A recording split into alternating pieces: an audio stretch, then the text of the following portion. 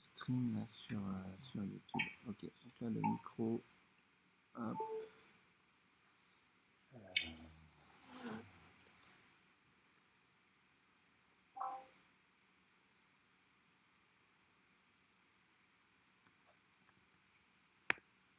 Alban,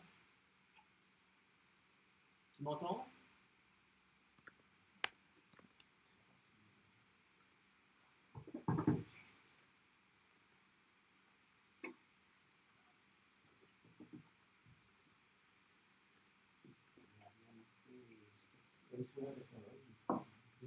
Alban, est-ce que tu es là?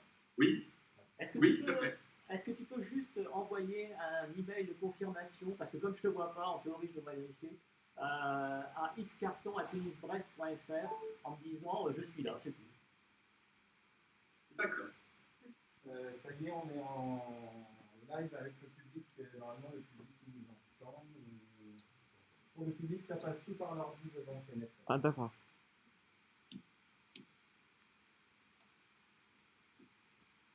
Voilà, c'est envoyé. Ok, super, merci. Oh, magnifique. Okay. Et donc, il ne manque plus que Gilles. Et donc, Gilles va se connecter par son ordinateur. Gilles, normalement, devrait arriver là sur le document. Ça y est. Il est là. Gilles, tu devrais allumer ta caméra, s'il te plaît. Ah, c'est vrai, super. On peut commencer. On a tout le monde. Tout le monde est prêt, c'est bon? On peut y aller? Okay. Donc, Kay ou Kenneth, je ne sais pas comment on va faire. Donc, tu vas nous présenter aujourd'hui tes travaux de recherche pour l'obtention du doctorat de l'Université de Brest. Tes travaux s'appellent Ekman Transport, a Trigger of Internal Extreme Formation Rates of 18 degrees of water.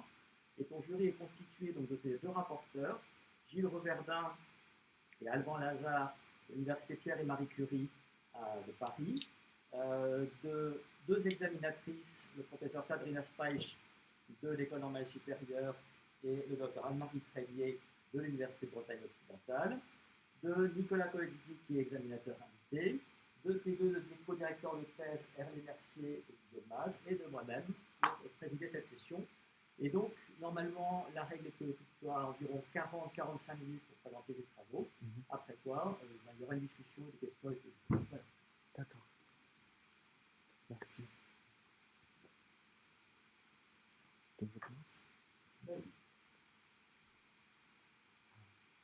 Good afternoon, everyone. It is my great honor to have you here for my PhD defense today. I'm working with Guillaume Maz and Hervé Mercier. My PhD topic is about the Ekman transport, a trigger of interannual extreme formation rates of 18-degree water. And my name is Kenneth Lee.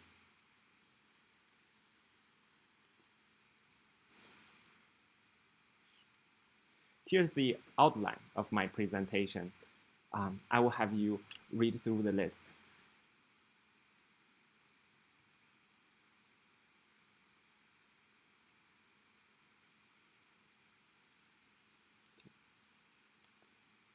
First, the background.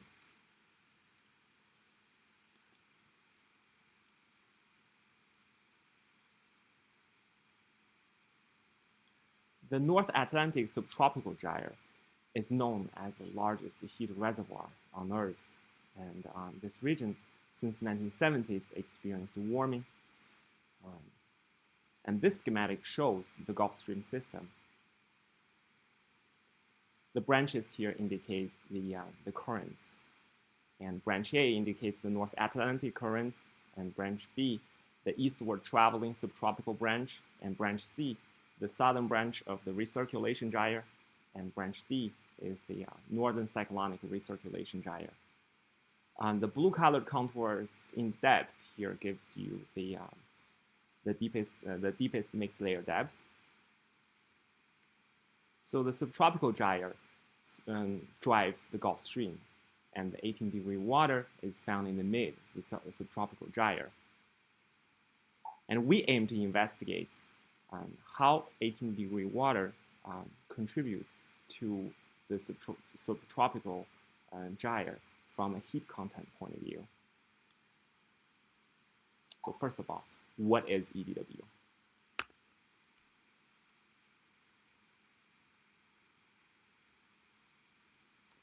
So the diagram on the right gives the spatial distribution of EDW. And so the blue colored contours here give you the EDW thickness in meters. And as you see, the EDW at its core has a thickness about 300 to 400 meters. And the gray contours here gives you the SSH, and especially the thick gray contour there. That is the SSH of 0.39 meters, and it indicates the mean Gulf Stream position. The solid blue contours there, so those two, that gives you the 17 and 19 Celsius degree isotherms, and the dashed contour in the middle, that is the 18 Celsius degree isotherm. So between these two blue solid contours, and that is the area of the surface outcropping area of EDW. And here I plotted the largest possible EDW surface outcropping area that is calculated from 2002 to 2020. And right in the middle, through the bulk of the EDW, we chose a point, and we look at its vertical profile. So the figure A here to the left gives the vertical profile. So it is a temperature profile in August. It's a typical profile of EDW. Horizontal gives you temperature, vertical gives you depth. So in gray is the is EDW. So in the summertime, the EDW is stuck between the seasonal pycnocline from above and the permanent pycnocline at the bottom. And with that, let's take a look at the typical seasonal cycle of EDW.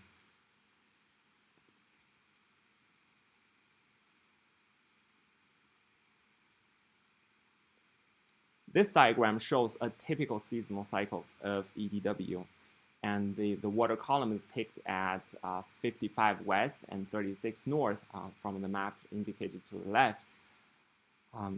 And the green colored contour here gives you the mixed layer depth, and the color shades here gives you the potential vorticity flux.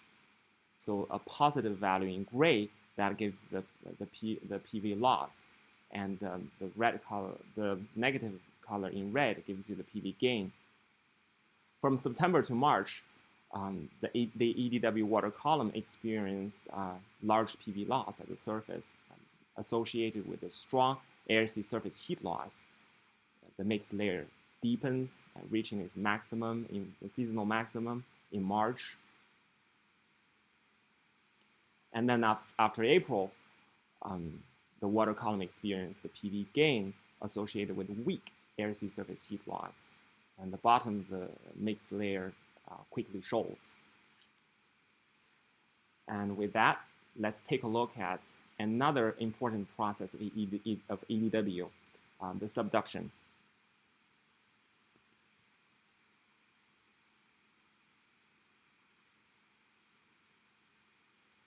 This diagram shows the EDW bulk and its subduction at the base of the seasonal deepest mixed layer. And so the meridional cut here is at 60 west, so that is right through the EDW bulk. And then the zonal cut is at 30 north, and that is at the southern edge of the EDW bulk and close to the Bermuda station. So at the two cross sections here, I want to point out these the color shades here. So in dark red, that is the high PV. So the color shades here is a potential vorticity.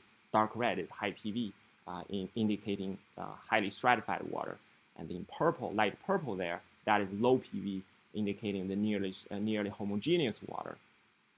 And the blue colored contours, those two, are the 17 and 18 Celsius degree isotherms and the blue dash contour in the middle, that gives you the 18 Celsius degree isotherms.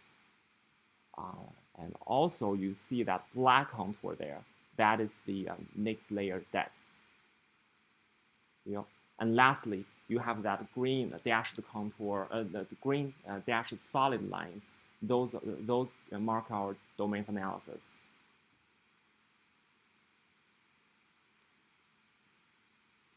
Okay. So the EDW subduction takes place at the southern edge of the EDW bulk that's indicated in that red arrow, and it is the horizontal induction at the bottom of the mixed layer, and the subducted EDW is carried by the southern branch of the recirculation gyre. So here we're saying that a favorable condition, we are observing that a favorable condition for a strong EDW subduction would be first the presence of a large bulk of EDW, and second, the strong southern branch of the recirculation gyre. The EDW here is the largest heated reservoir with constant temperature in the subtropical gyre. So we aim to investigate how EDW is related to the subtropical ocean heat content.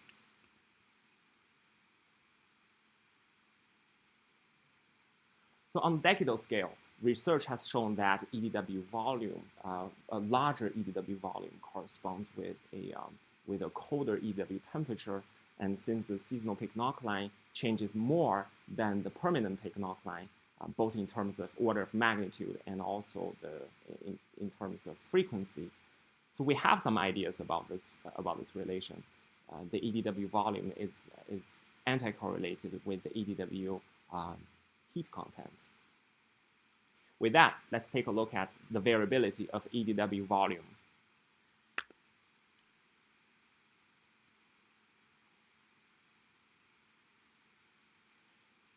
The EDW volume varies from interannual to decadal time scales, and this diagram shows the correlation between the EDW volume and the NAO indices. So horizontal axis here gives you the years, and vertical axis gives you the normalized EDW entire volume, as well as the NAO indices. Just to know that the yellow curve there, so that's actually the NAO indices times -1 that's plotted. So a positive value on the yellow curve, that would be a NAO minus. On the decadal scale, the NAO indices are found anti-correlated with the EDW entire volume. And this anti-correlation can also be observed on the interannual time scales, especially towards the beginning of this time series, but not so much towards the end. It gets complicated since the 1980s. Over the past 15 years, with better data sets, strong and weak EDW formation years have been studied, and these studies explore the dynamics behind these events. For example, the weak EDW formation event in 2011 and 12.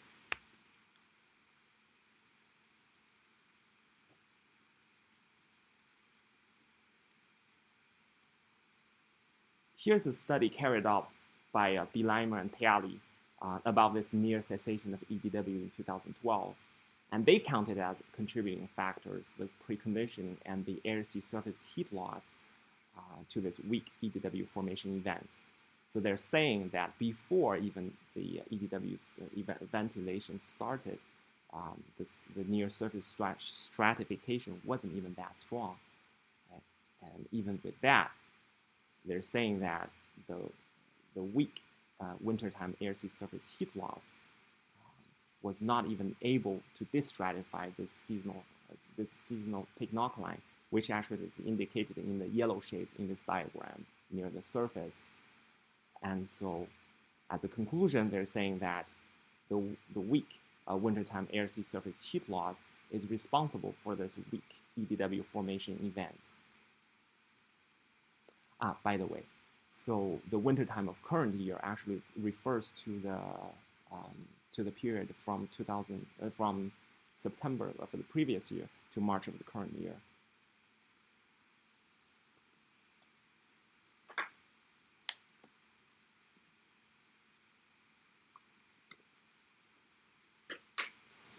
And in their analysis, they talk about preconditioning.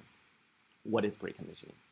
So here's a snapshot of in September 2011, right before the EDW formation season. And this time, I want to focus on the two cross sections there. So in color shades is the PV. So near the surface, dark red, that gives you the high PV stratified water, and in light purple shades, that gives you the nearly homogeneous water, low PV, and that's the EDW. So the preconditioning here, really, it is really just this amount of heat near the surface that needs to be removed. So that's in September, that needs to be removed so that the surface stratification can be gone, and so that the EDW can ventilate to the surface in the early spring.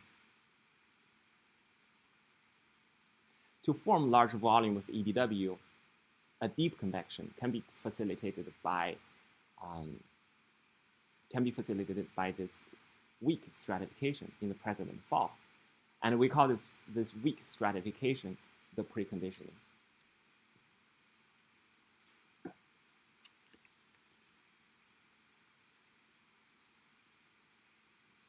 So far,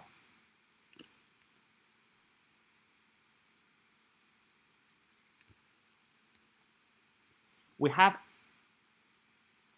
identified the EDW, and we have reviewed the EDW seasonal cycle as well as the EDW subduction.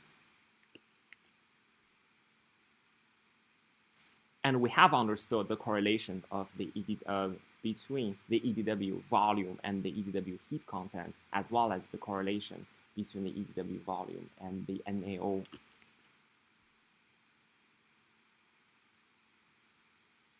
And lastly, we have reviewed the dynamics behind an individual EDW event in terms of the air-sea surface heat loss, as well as the preconditioning. So indeed, some of the strong and weak EDW formation years have been studied. However, this term, EDW extremes, has never been mentioned nor documented in the literature. So we aim to carry out a systematic study and about these EDW extremes and the mechanisms behind.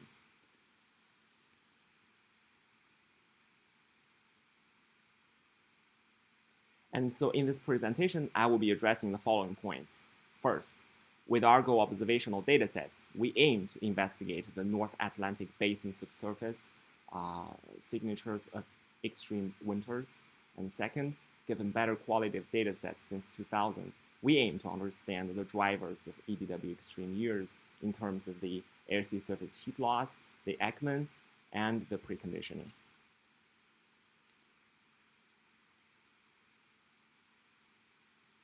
Methodology.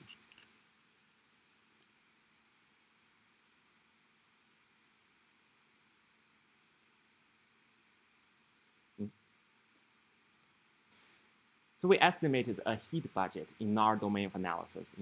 So in this figure, the gray contours there gives you the SSH, and especially the solid green contour there, that gives you the SSH of the 0.39 meters, and that indicates the mean Gulf Stream positioning. We start off by the temperature equation. So the temperature change over water mass is a function of the external forcings. And we integrated this equation over our domain of analysis, and then we multiplied by the reference density and the seawater heat capacity, and that gives us, so the heat content of the water column with a depth of 800 meters is a function of the air-sea surface heat loss and the heat convergence due to geostrophic advection, and the heat convergence due to Ekman advection, and mixing. With that, so how do we define EDW extremes?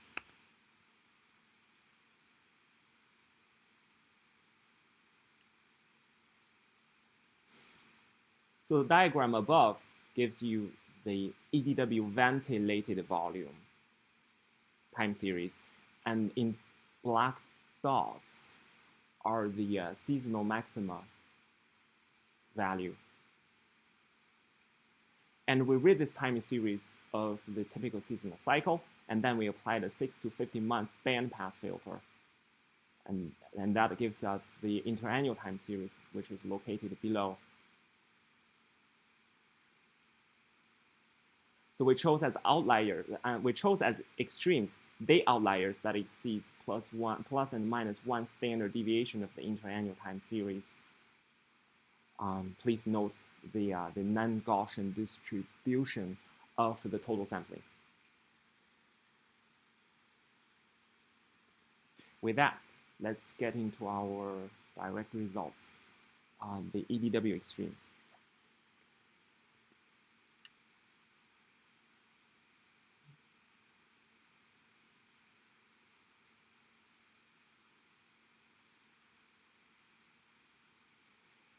It's the same diagram from the previous slide, and this time I want to focus on the data sets first. First, to realize this plot, we used EN4, ISIS, Scripps, and IPRC on those 4 data sets. So they are the observation-based graded data sets. Just know that it's not until 2002 that we have the 4 data sets all available. And before 2002, we only had EM4. 2 points to cover here. First, the EDW ventilation takes place, reaching its seasonal maxima in March. Second, the extreme occurrences take place on average every 3 years. And next, let's take a more focused look at this time series from the period of 2002 to 2020.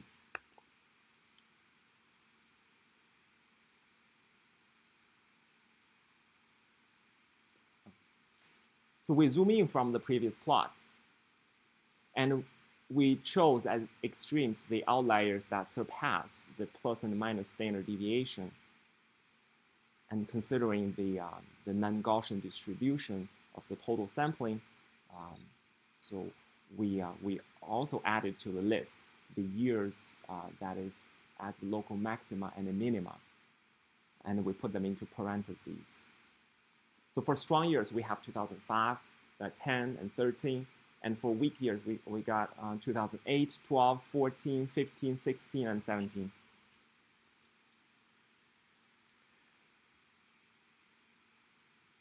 And with these extreme years, I made a video clip just to show how the EDW evolves over time. So it's going to be from the period of 2009 to 2013.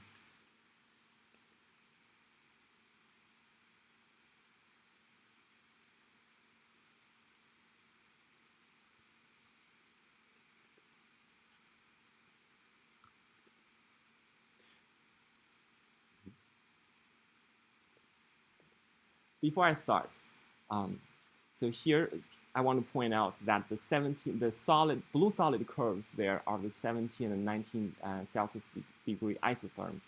So they indicate the temperature criteria for the EDW. And the dashed contour in the middle is the 18 Celsius degree isotherm. And then the color shades here indicates the potential vorticity. So light purple here is a nearly stratified water, a nearly homogeneous water, that is the EDW. And then the dark red there near the surface, that's the high PV stratified water.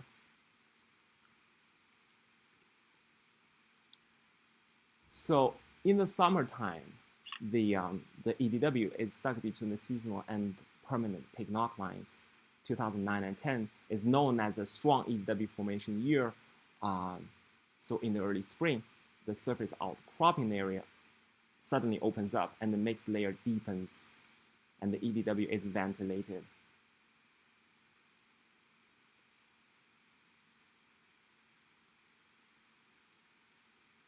And then 2010 and 11 is known as a mediocre EDW formation year. And this time in the early spring, the surface outcropping area opens up but the mixed layer doesn't deepen as much.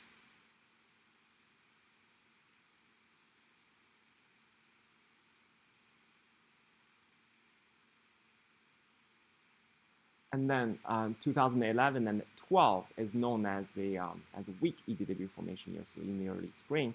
Neither the surface outcropping area was large, nor the mixed layer deepens more than even 100 meters. Yes.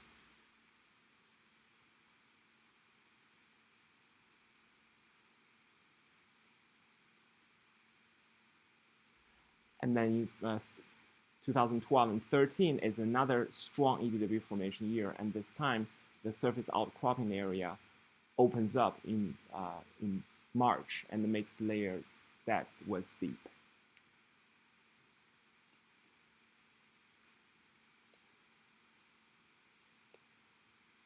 So with these extreme years in mind, our next steps will be investigating the mechanisms behind.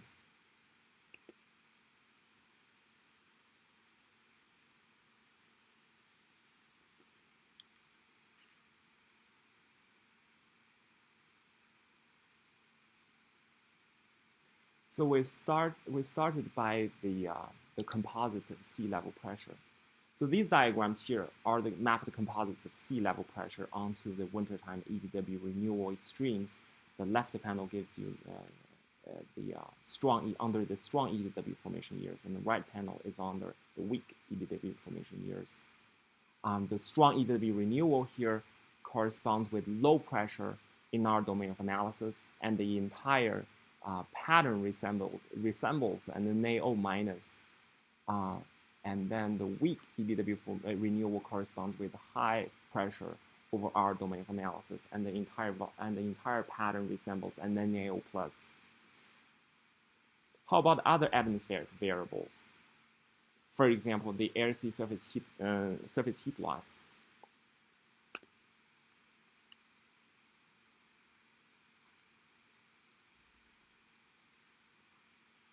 So these diagrams are the mapped composites of air-sea surface heat loss onto the wintertime EDW renewal extremes. Left panel under strong EDW and right panel under weak EDW.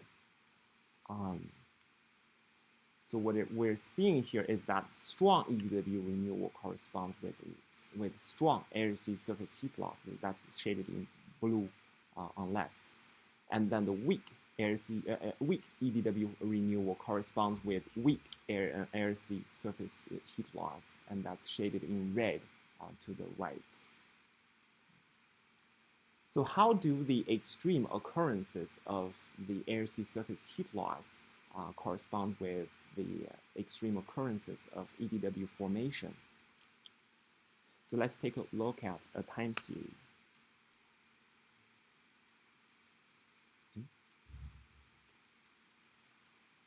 So this diagram shows on vertical axis the accumulated air-sea surface heat loss in zeta joule, and horizontal axis gives you the wintertime in months from September to March. And in the bold curves are the extreme EDW formation years, and particularly in crosses, marked in crosses, are the strong years, and in dots are the weak years. So what we're seeing here is that what's positive there, that corresponds with a weak air-sea surface heat loss, and what's negative corresponds with strong air-sea surface heat loss.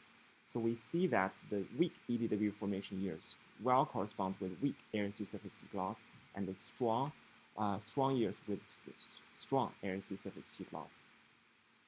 There are exceptions. In this case, for the strong years, we have this year 2005 in the black line in crosses. It's a strong EDW formation year. However, it does not correspond with a strong strong air-sea surface heat loss. Now let's take a look at another atmospheric variable, the wind stress curl.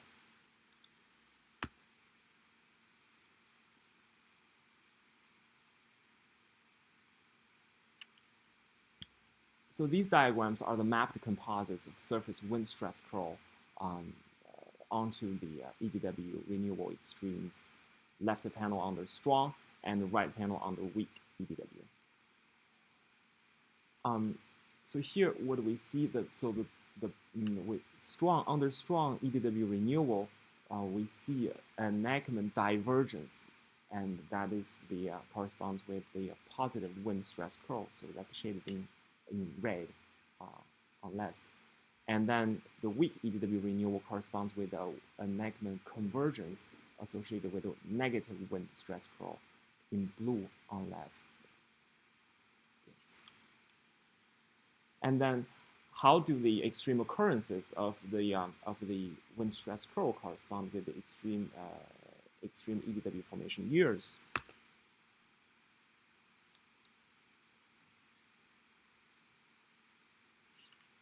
Similar plot as previously, except the vertical axis this time gives you the Ackermann heat convergence.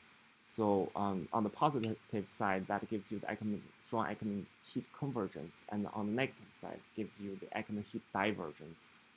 And the bold colored curves give you the strong year, the extreme years, and the in dots are the weak years, and the in crosses are the strong years. So we're seeing that the weak EDW formation years corresponds with a strong Ackermann heat convergence, whereas the strong EDW formation years corresponds with strong Ackermann heat divergence.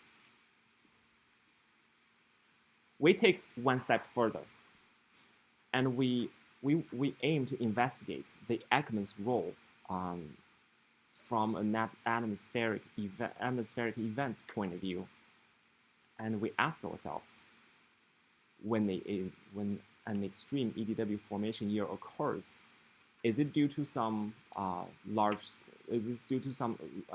weak individual, strong or weak storms passing by our domain of analysis, or is it due to some constant signal over a long period, for example, over the winter time?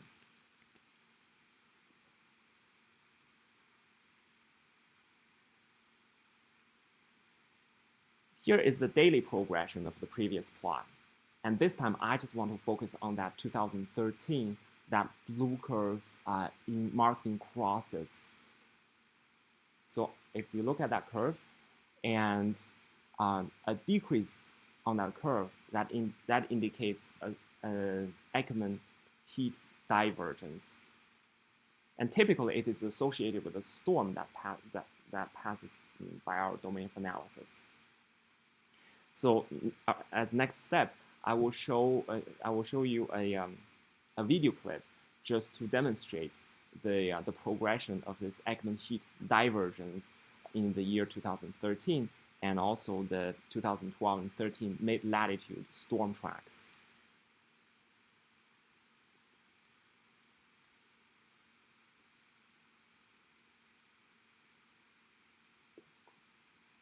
All right, before I start, the top panel there gives you the Ackermann heat divergence taken from the previous plot, and the bottom panel B here shows the surface level pressure of the passing storms.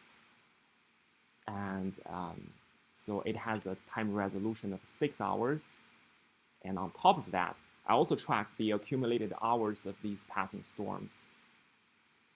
So that's shaded, that's going to be in the gray color contour.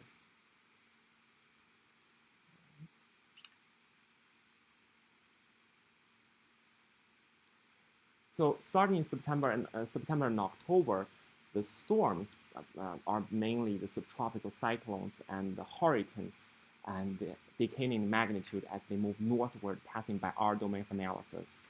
As it gets colder, the westerly jet stream moves southward, bringing this polar vortices southward, touching our northern boundary.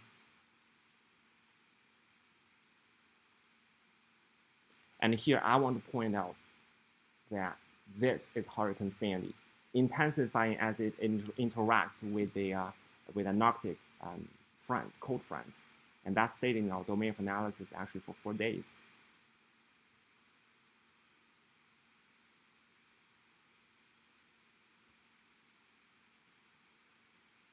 And starting around Christmas season, we entered the North America blizzard period.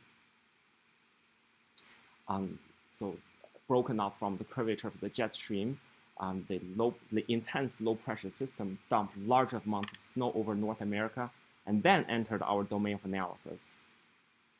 And some of you made it all the way to West Europe, like that storm Gong in January 2013. And then starting around mid-February, the snowstorms plowing through the east coast of U.S., coming from the southeast of U.S., called the nor'easters, they can combine with the low pressure system coming from the west, from the Rockies, and these two storm tracks meet at around the New England region, around Boston, Massachusetts, forming this big, gigantic snowstorm palooza, and then entering our domain of analysis, largely enhancing the accumulated hours, especially at the northeast corner of our domain of analysis. And that is where the EDW surface outcropping starts.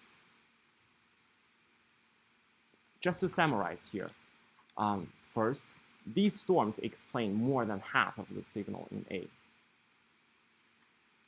And second, out of these storms, most of them are actually the US East Coast snowstorms.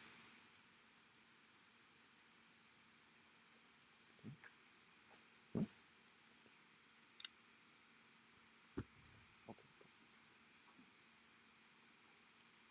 All right.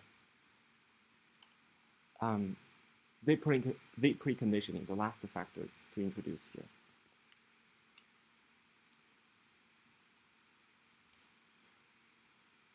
So we calculate the buoyancy anomaly first, and that is basically the difference of the density of a water parcel, and that at the bottom, the EDW, sigma 0.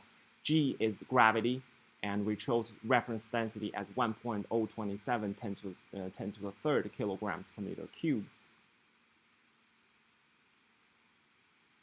And then to estimate the preconditioning, we introduced two measures here.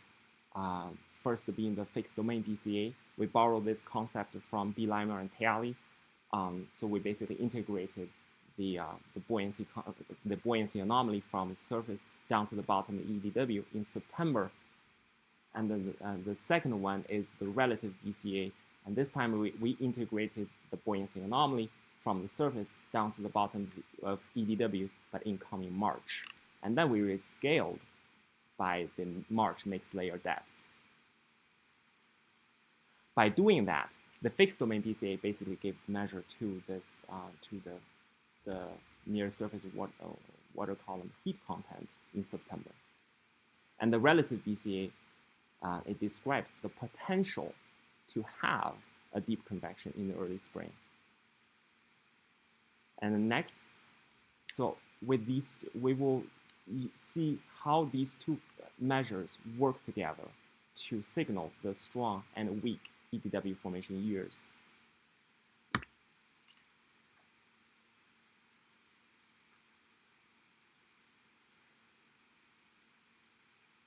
So this diagram shows the fixed domain BCA in meters squares over second square on vertical axis.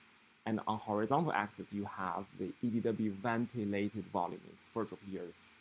And marked in red are the strong EDW formation years, and marked in blue are the weak EDW formation years. So here we're saying that we observed that the fixed domain BCA well distinguishes the weak EDW formation years. So the fixed domain BCA well indicates the different stratifications among these years. However, the fixed domain BCA is not able to tell apart the strong years from the weak years. And then if you look at the strong years, the fixed domain BCA does not well distinguish among the strong EDW formation years. How about relative BCA?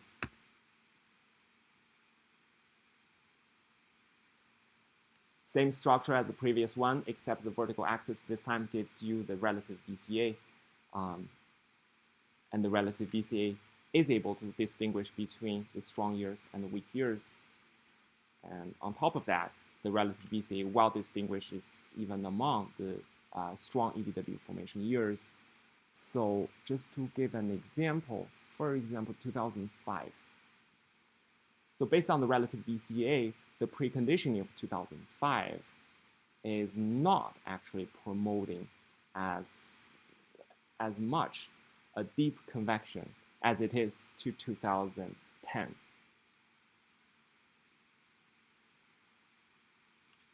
Even though both the years ended up with strong EDW formation.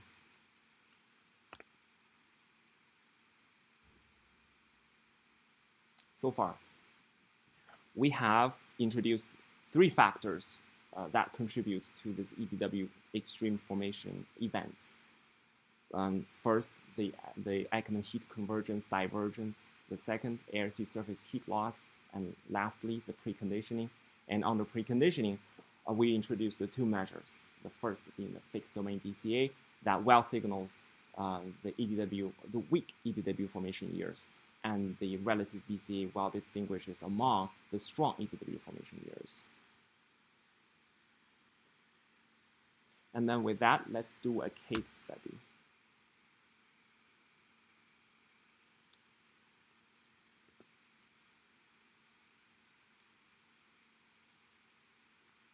We use 2005 as an example for a strong EDW formation year here for this case study. And the colored contours here indicate the surface wind stress curl. So blue gives you the negative near surface wind stress curl associated with Ackermann transport convergence, divergence. Sorry, and the black arrows here indicates the Ackermann temperature transport anomalies. So here we're saying that over our domain of analysis, a strong Ackermann heat, so a negative surface wind stress curl corresponds with a strong Ackermann heat divergence.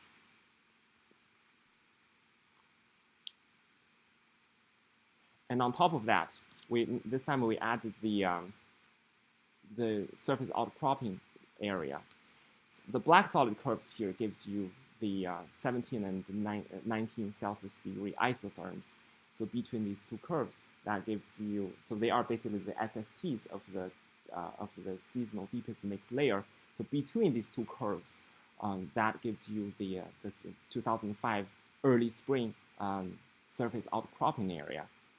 And the black dotted curves that give you the same measure. It's the mean surface outcropping area that's averaged over the period of 2002 to 2020. So here we're saying that the strong Ackermann heat divergence is responsible for this larger than normal surface outcropping area. And on top of this, I want to point out 2 regions. First, here, that's the extension of the surface outcropping region near the Sargasso Sea compared to the average outcropping region. And then the second one is the extension of surface outcropping region at northeast compared to the average. And just as a review, and here's another video clip just to show the EW activities.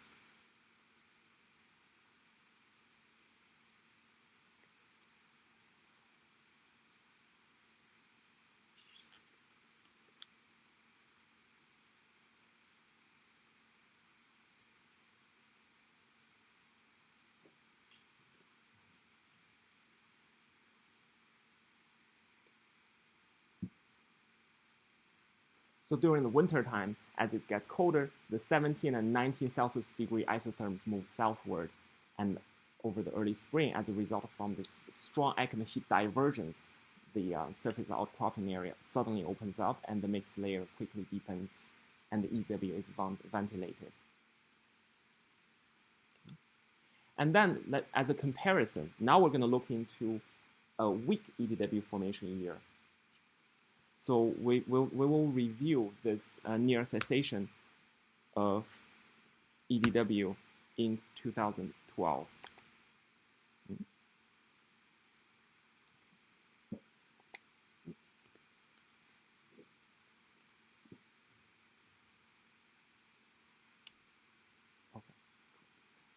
So here, this diagram shows the weak EDW formation year in 2012, and the colored contour here gives you the air-sea surface heat loss, and the red shades here gives you a weak surface air-sea surface heat loss, and in blue gives you the strong air-sea surface heat loss. And the black arrow pointing into our domain of analysis indicates a strong Ackermann heat convergence. And the black solid contours here gives you the 17 to 19 Celsius degree isotherms. So they are the SSTs of the deepest mixed layer in the early spring of 2012. And then the dashed curves there give you the same measure, but it's averaged over 2002 to 2020. And here we're saying that strong Ackermann heat convergence as well as the weak air-sea surface heat loss are responsible for an average surface outcropping area in 2012.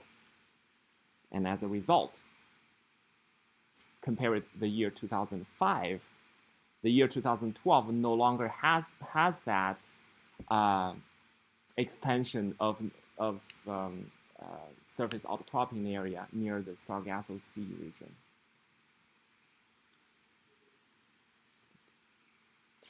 And then just to put this case study to perspective, 2005 is known as a strong EDW formation year, so it's marked in red. And then this form gives you all the factors that we have introduced from previously. And so 2005, the contributing factor is the strong Ackermann heat divergence, but not so much from the air-sea or from preconditioning. Next. 2010, a classic strong EDW formation year, and the contributing factors here are the strong strong Ackermann heat divergence, and strong air-sea surface heat loss, and a favorable preconditioning. How about weak years? So this is that near cessation of EDW renewal in 2012. The contributing factors are strong Ackermann heat convergence, as well as weak air-sea surface heat loss, but not so much from the preconditioning. And lastly, let's review that 2004 to 17, these 4 consecutive years of weak EDW formation. And we started off by 2014. So in 2014, the preconditioning is actually favorable enough to facilitate a potentially normal deep convection. However, the strong Ackermann heat convergence prevented this potentially normal deep convection from actually happening. And then as the year progresses, the preconditioning became more and more unfavorable to the mold water formation. It was to a point that in 2017, for example, the wintertime surface forcing didn't even have to be that weak in order to have a weak EDW formation.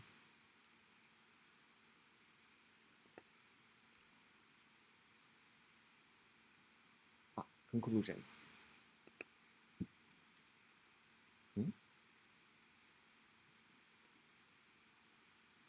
All right, conclusions. We determined as the extreme strong EDW formation years 2005, 2010, and 13, as well as extreme weak EDW formation years 2008, 12, 14, 15, and 16. Second, strong EDW formation year corresponds with NaO-, which can be sufficiently represented by several strong storms passing by our domain of analysis, and most notably the remnant hurricanes and the US East Coast snowstorms. And the storms can be heralded by large air-sea surface heat loss and large surface wind stress curl, especially the heat divergence due to Ackermann advection, well signals the extreme strong EDW formation years. And then, meanwhile, the weak EDW formation corresponds with NAO+, and we observed less strong storm passing by our domain of analysis. Correspondingly, we observed weaker air-sea surface heat loss and weaker surface wind stress curl. Especially the weak air-sea surface heat loss well signals the extreme weak EDW formation years. Lastly, the preconditioning plays an auxiliary role to the EDW formation compared with the air-sea surface heat loss or the Ackermann heat advection. However, an unfavorable preconditioning can serve as an aiding factor combined with weak air-sea surface heat loss to a weak EDW formation. Future work. So we will need to examine the destruction rates of EDW in summer to fully understand the interannual variability of EDW. Second, and we will investigate the ocean feedback to the atmosphere. So far, our preliminary results suggest that the anomalous EDW serves as an harbinger of the emergence of NAO+ 2 years later. Third, we will use realistic model simulation data to corroborate our findings. Lastly, we're asking ourselves if the Ackermann still be the determining factors for the mold waters of other regions, for example, the North Pacific subtropical mold water associated with Kuroshio. Without that, thank you. Thank you. We are going to, we keep on with the last diffusion for, okay, for the question. Yes, okay. And so then we are going to organize the discussion. Perhaps the idea we have to have the referees to talk first, and perhaps Gilles and then Alban. And then the two main examiners, Sabrina and Anne-Marie. So I don't know if Gilles or Alban wants to start. Gilles? So Gilles is going to talk here with the go-to-meeting.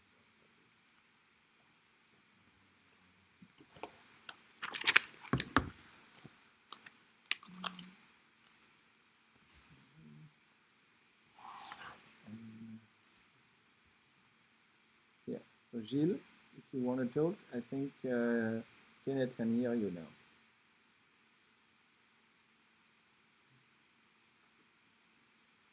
Gilles? Si, il est là. Go ahead with your questions if you want. Okay, I'm still hearing the YouTube presentation. Not done for me. Yes, so, okay. You can pause the YouTube stream and go on the go-to meeting with Kenneth directly. Okay, sure. Ça sera fait. Oh, zut. Non, mais il y a juste quelques secondes de délai. Donc normalement, c'est bon. Mais le YouTube, c'est pas fini. Yes, Non, ça continue. I am. Okay. Thank you, Kenneth, for this very nice presentation. I really enjoyed this summary of your work and the way you presented it. It's a more rich and complex script that sent us, which I mean, I should really read it a second time to understand it all. There's lots of things, and it's very, very full of results, including in the appendices. But there, as a presentation, it helps to have this more synthetic. I have not going to ask too many questions. I think I did a lot in the report, but from your presentation, I have a few comments. Maybe something you didn't put much weight into. You place these score tables for the different years, for example, to show what were the most critical contributions to the budget and EDW formations. How do you weight these scores? Because, for example, there is a column for absolute BCA and one for relative BCA, and I was wondering, can you get into a little bit more explanation there, just to refresh my memory of what you did to have these tables? Okay. For example, the 2004-2005 one, where you see this strong relative preconditioning contribution. Okay. So I will just repeat your question just to make sure I understand. Okay. I don't hear you yet. Oh. I don't hear you. Gilles. You have to activate your microphone. Ok.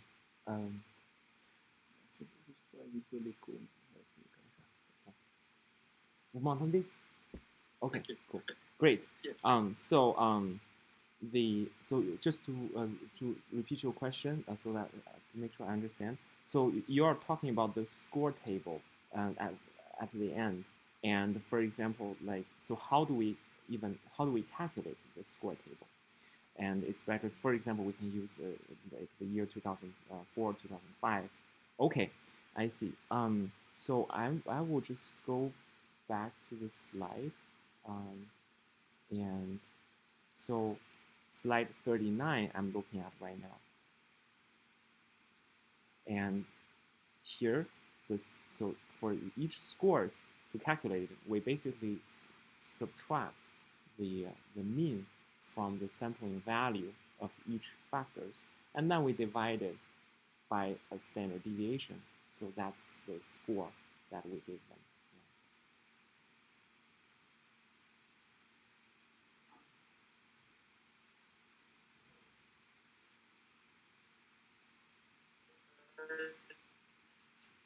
An additive factor between them, get a total? Yes. See my question? So your question is whether I add them all together to make the total. Yes. Yes. Okay, because that's something which could be absolute BCA and relative BCA are not independent. By the way they define, for example. In this case, it doesn't matter, because absolute BCA has very little contribution. Yeah. This is interesting, but I was wondering what, you present relative BCA in some ways as an index of preconditioning, but in some ways, the way it's defined, it includes an anomaly computed to the depth of the next march of the anomaly. So, for example, you could see that if for the profile at the beginning, if they were for the same profile at the beginning, 2 years, one has a deep mixed layer at the end. Okay, so it means that in the average you include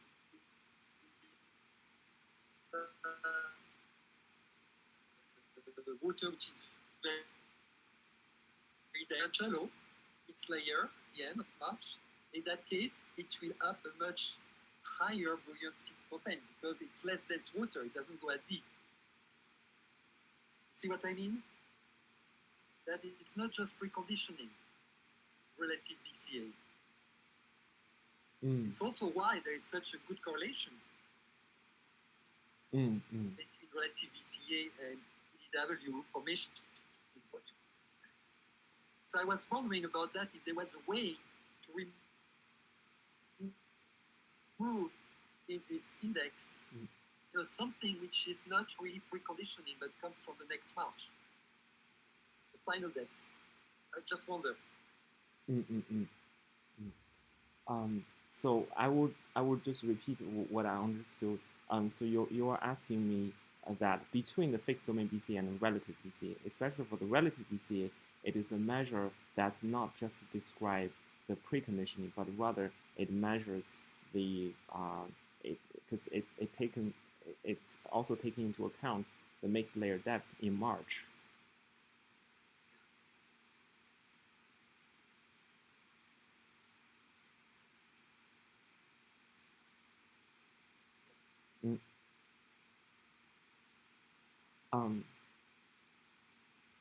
So indeed, that's how it is computed.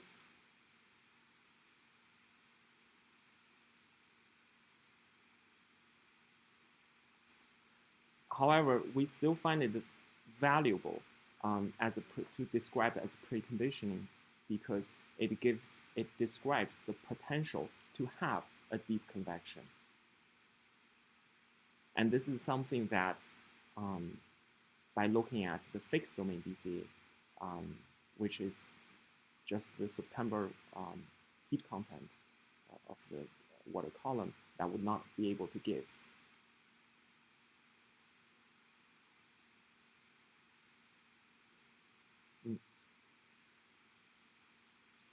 Still, when you compare two different years, which have a different, like 2005 and 2010, okay, which are cases, you made a comment on that in your presentation.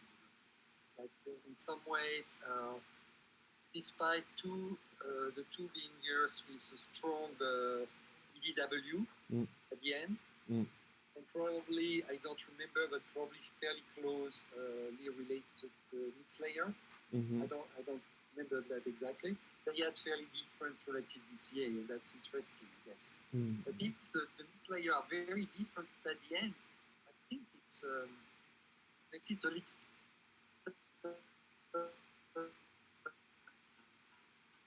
I don't know. It's more common than a question. I mean, what I'm saying by that is that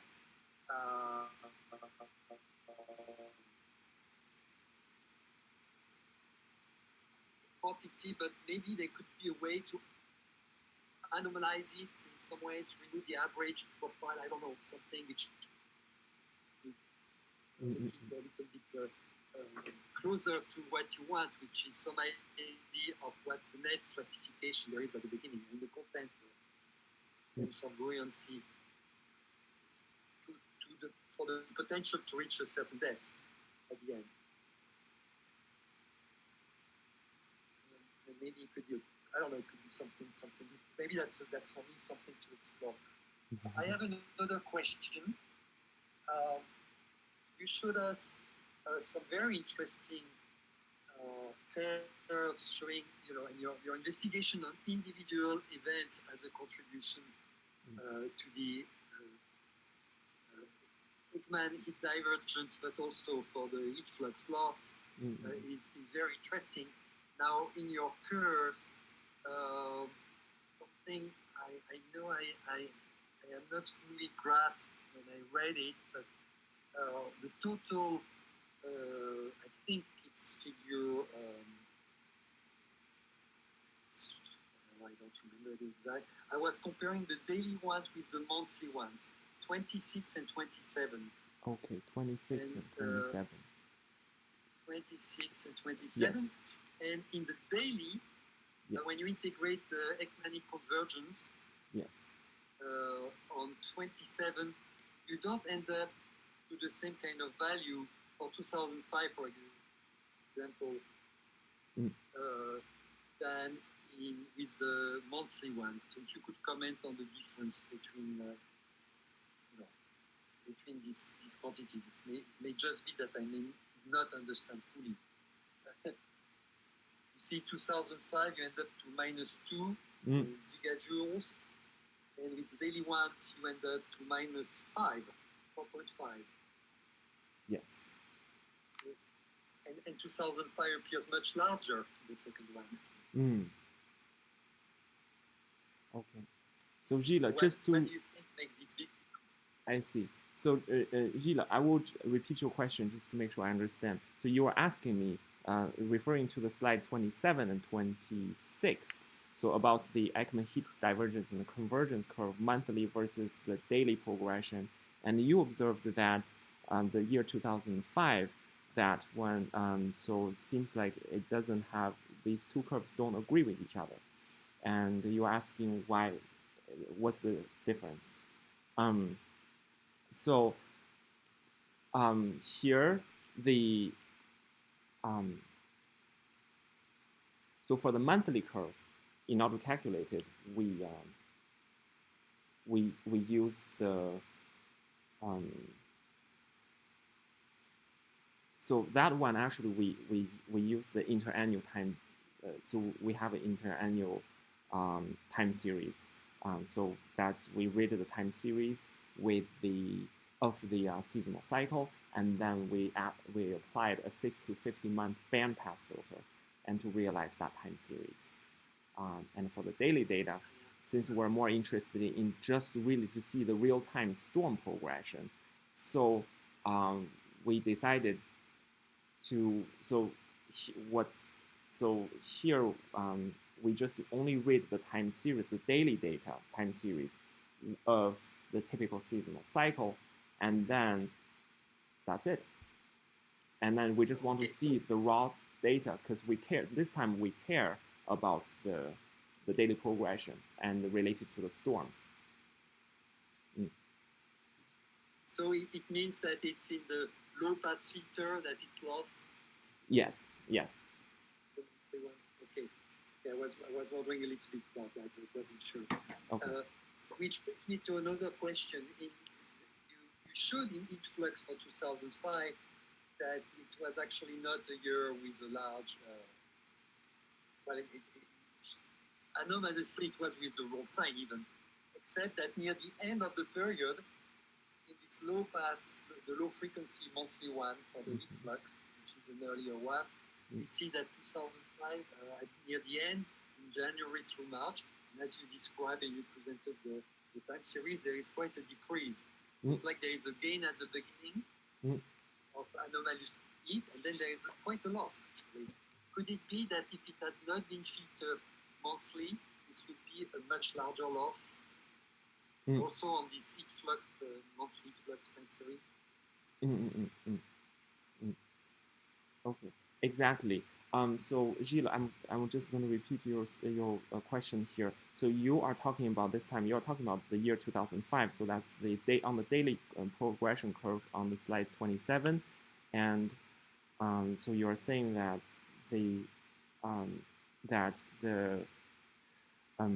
towards the so the January, February, March, from the daily progression plot, seems like, so it's definitely more, the decay is larger than one would observe from the monthly time series in slide 26, and indeed that's true. So my question was also for the heat flux, because the heat flux on slide 24 we only see with the monthly time series, and I noticed that 2005, although there is the wrong sign, near the end, starting in January, the curve goes down, and I'm wondering whether there too, if you had gone from daily instead of the monthly time series, you could have had very negative values, or maybe not. I don't know. I don't know whether it's right now. I see. Just to repeat your question, so you're talking about the monthly and daily, but this time you're talking about the air-sea surface heat loss plot. So that's that's on slide 24, and now you're talking about the 2005, and you're asking if we use a daily progression data, and if would 2005 the air-sea heat loss eventually would be somehow different from the monthly time series. Okay.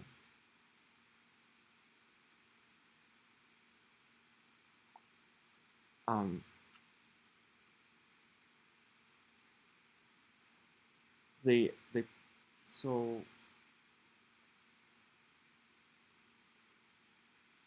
I wouldn't actually, for me, I wouldn't expect if they have, if there's a big, I wouldn't expect a big difference between the daily and the monthly time series per se for this air sea surface heat loss. So I did address in my thesis also that I did compare the air sea like using the interannual time series versus using the one without the bandpass filter. So we just read the time series of the typical seasonal cycle, and that time series we compare these two on the air sea surface heat loss. Indeed, there is a difference. However, it still does not. This difference does not alter our observation about how the weak EDW formation years correspond with weak air sea surface heat loss and strong corresponding with so strong years corresponding with strong air sea surface heat loss. In 2005, from my if you look at my from my manuscript, it's a special case. So it does not. It's a strong year, but it just does not correspond with a strong air sea surface heat loss. Thank you. Maybe if I can ask another question. It's a very general comment. You are being very thorough in using 4 different products for the density field, I mean temperature, salinity, and density fields. I noticed that and you may have a question, but the comment is, I noticed that EN4 overall has more amplitude than the other products. Do you have any idea why? Since even in the more recent years, less pronounced recently, but it seems that the extremes were larger in EN4 compared to the other products. Do you have some idea of why that could be the case? Is there the possibility that by doing the average and not taking one of the products, one could bias not the time series, the extremes remain the extremes in all the products, but maybe the amplitude?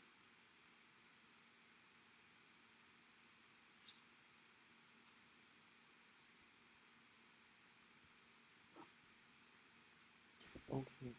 To repeat your question, Gilles, so you're asking that based on these 4 data sets that I used to realize the time series, and you found that EN4 has a larger amplitude on the time series in general, and if I'm able to explain why EN4 has a larger amplitude compared with other time series generated by other data sets.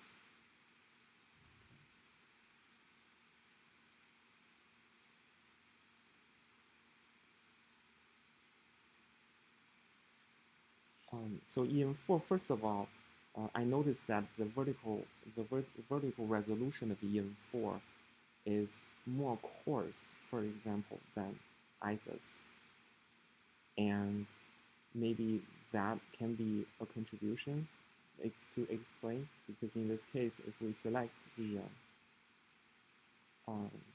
so the coarser vertical resolution might be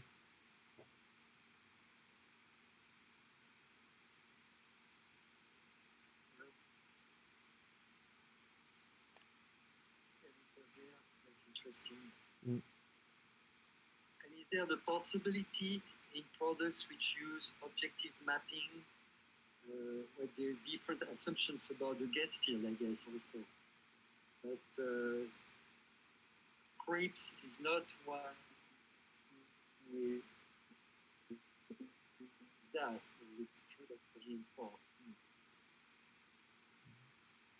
It's interesting. Now I have one question. As you said, you think that what you did about the EDW volume I mean, I don't know whether it's ventilation rate, probably more than volume, well, it's volume also. Ventilation is a harbinger of NAO plus 2 years before. So what do you think would be the mechanism which would make this air-sea connection with ocean preceding the atmosphere? Usually one thinks about Gulf Stream being displaced on different timescale as a result of NAO. Maybe the Gulf Stream front, something else being able to interact and force this interaction. What do you think would be more specific with the EW,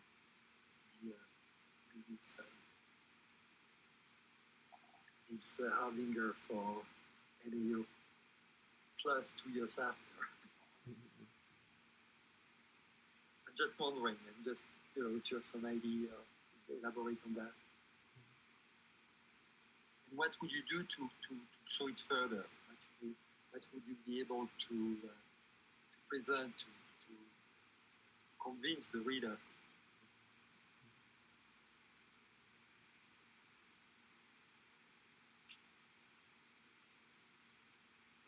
So to repeat your question, you are asking that EDW. So you're asking how to explain the fact that the EDW is a harbinger of so that leads the signal leads the NAO plus by 3 years.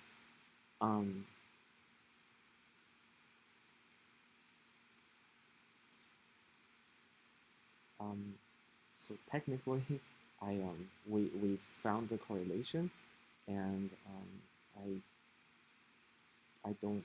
So right now I don't have. I will need to investigate more on the dynamics behind it.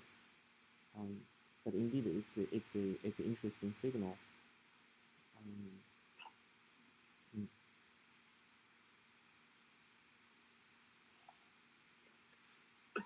Okay, thank you very much, Kenneth, for answering those questions, and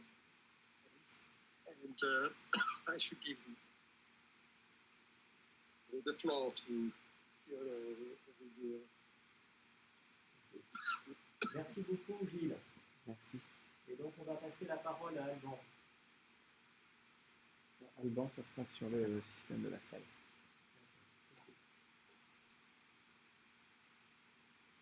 Est-ce que vous me voyez finalement? On te voit pas, Non.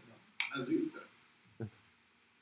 Bon, écoute, on peut vous poser des questions et puis on fera avec. On est désolé. Je suis déjà déconnecté, me reconnecté, mais ça n'a pas changé. Il y avait déjà une comme ça. Désolé. Thank you, Kenneth, for your presentation. So I will ask you a few questions, and maybe just for that, congratulating you for your nice technical approach during the oral presentation. I see very nice movies, very technical movie. It helps a lot to intuit the views that I appreciated for understanding better the whole processes. So there is one point that an important point that I would like you to discuss a little bit is about your budget and the way you treat the data with inversion to correct your budget, to close your budget.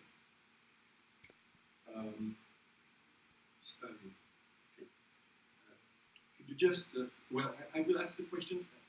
Sorry, I'm at home and there is some ringing, so so I just have to rush for 1 second.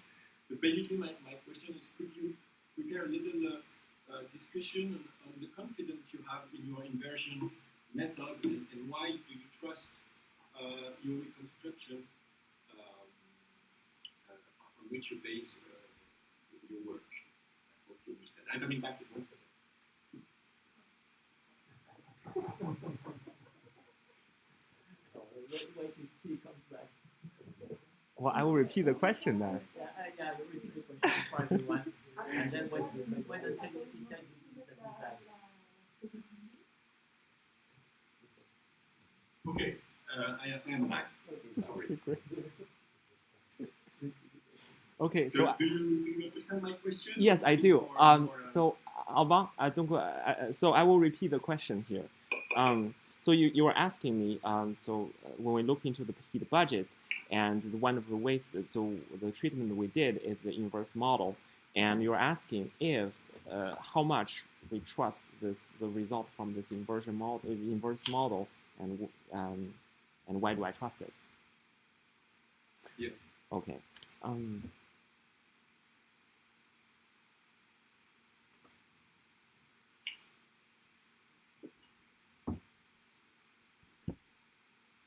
First of all, the inverse model is necessary for us because we are dealing with observation-based graded data sets, and second of all, we so in our inverse model, we have we use two constraints. One is the mass conservation, and the other one is the heat equation. And first of all, so the inverse model, it's also a classic treatment in the previous research,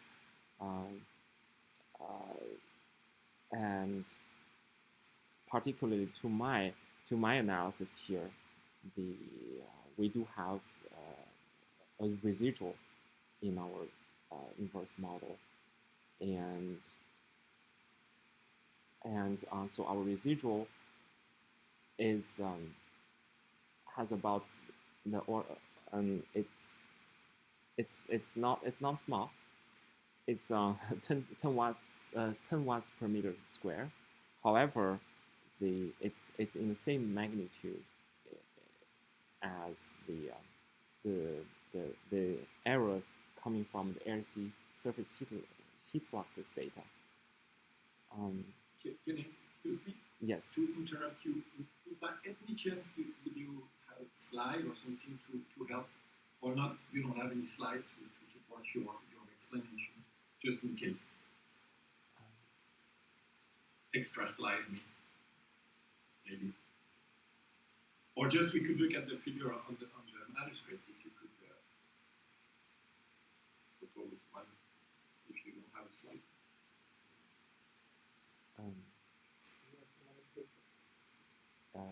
Sure. How do I do this? Okay. So, Gilles, Alban, I'm looking at my manuscript right now.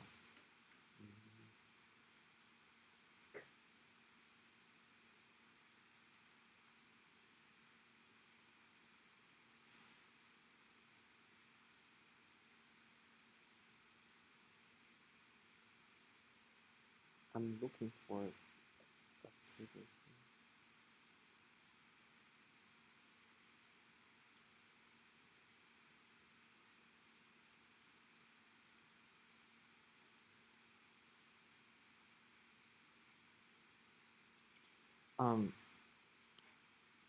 So I'm looking at my manuscript. So if you can take a look at the figure 210.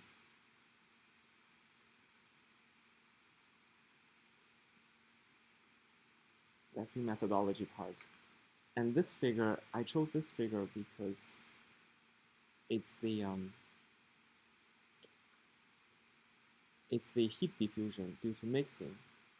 It's one of the terms in our equation. Excuse me, yes. Could you repeat which figure or which page? Sorry. Oh, so it's at page 40, figure 210. Okay, thank you.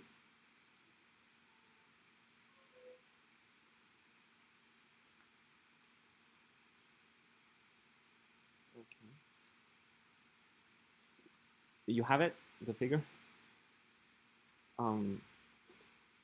Yes, thank you.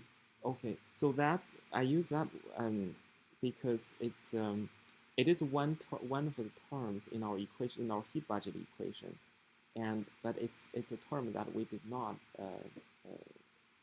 not include explicitly in our heat budget calculation, and so here is. So for our inverse model, we do have a residual term, and like we have an error bar, and we want to make sure that both through the constraints of the mass conservation and the heat budget without the mixing term, so that the error bars would be in the same order of magnitude, will be appropriate by being the same order of magnitude as the mixing,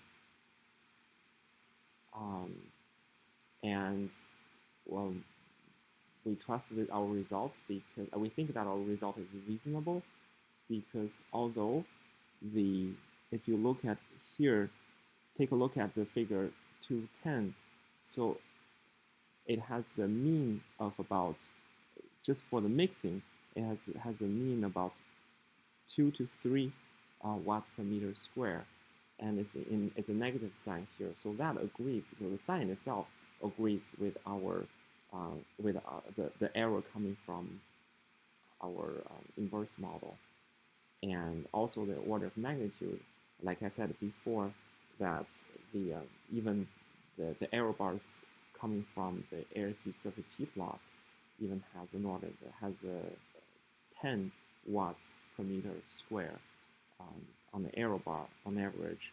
So based on that, our evaluation, based on the data and the quality of the data that we have, so our evaluation using inverse model is reasonable.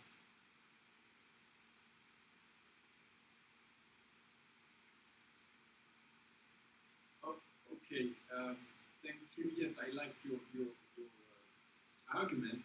I want to know, you compare. Can you hear me? Yes. Yeah. Yes. You study here the diffusion term that you proposed, or I would tend to think that the particle velocity has probably also a lot of uncertainty in it, because you use a geometric computation for this vertical velocity without verifying that your circulation is strongly geostrophic at the depths at which you use W. So I had also this wondering, have you compared your residual to your W term as we did for the vertical mixing term? Have you basically done this comparison for each term with strong uncertainty in terms of your equation? I see. Let me repeat your question, Alban. So you're asking me that since the velocity is calculated, is also a calculated term, is a derived term, and it goes with an error bar there already. So you're asking me if we have verified the error bars for the velocity, for example. Is it correct? Yes. Okay. That one on the thesis. Oh, I don't have it on my slides, but I do have it on my thesis. So that I would refer to one of the appendices that we have. Let me see if it's. I think it's also have methodology also. Yes, it is. Okay. So Alban, I'm looking at. I will just give an example here. I'm looking at figure 2.2 in methodology, and that's on page 28. And while you are finding the page, I will just describe it. It's the meridional velocity average over a period at 45 north. So we look into the meridional velocity profile, and using our calculated derived velocity with the literature, and so we have found that the according to both in the directions and in the signs of the velocities and the order of magnitude at the core of the currents, they both are in line with the literature.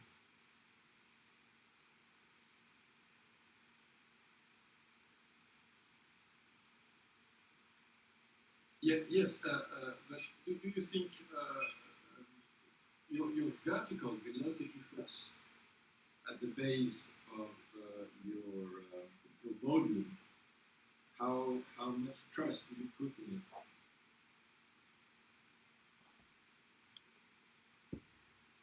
So Alban, to repeat your question, you're asking me about the vertical velocity and how much we trust it. Yes. That I do not have a figure in my thesis. However, we did address this question. So after evaluate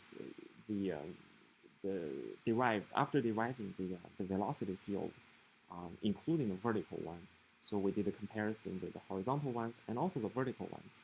So the vertical ones, I believe we compared that with the literature. It's in text, so I can show you later. But we did compare with the literature and about the vertical velocity, and it is in line with the literature. And second of all,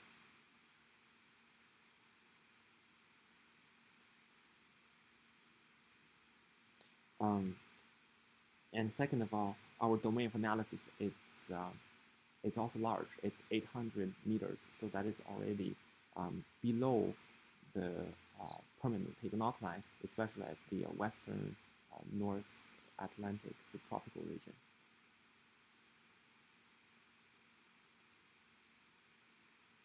Yes, you mean that then you consider it as a negligible transfer of heat? That's what you mean? Well, that's also what we calculated. It's not as large as the horizontal. So the contribution, even both from heat and from mass, is not as significant as the horizontal ones. Yes, certainly. Yes, I agree. Although attributing a lot of the error to maybe one term is to my opinion. I don't know, maybe that's not what you mean, but I have the feeling that this contribution of uncertainty from W was a little bit underestimated in your analysis. And more generally, I mean, this inversion and this heat budget is so important in your work that I wonder, why haven't you used a GCM to test just the method and the importance of your terms, just computing them quite, I guess I would say quite rapidly. It's easier to say than to do, of course, and you have to make choices in your work. But considering the importance of this computation, I would have tried. I would have tried to compute it in the model.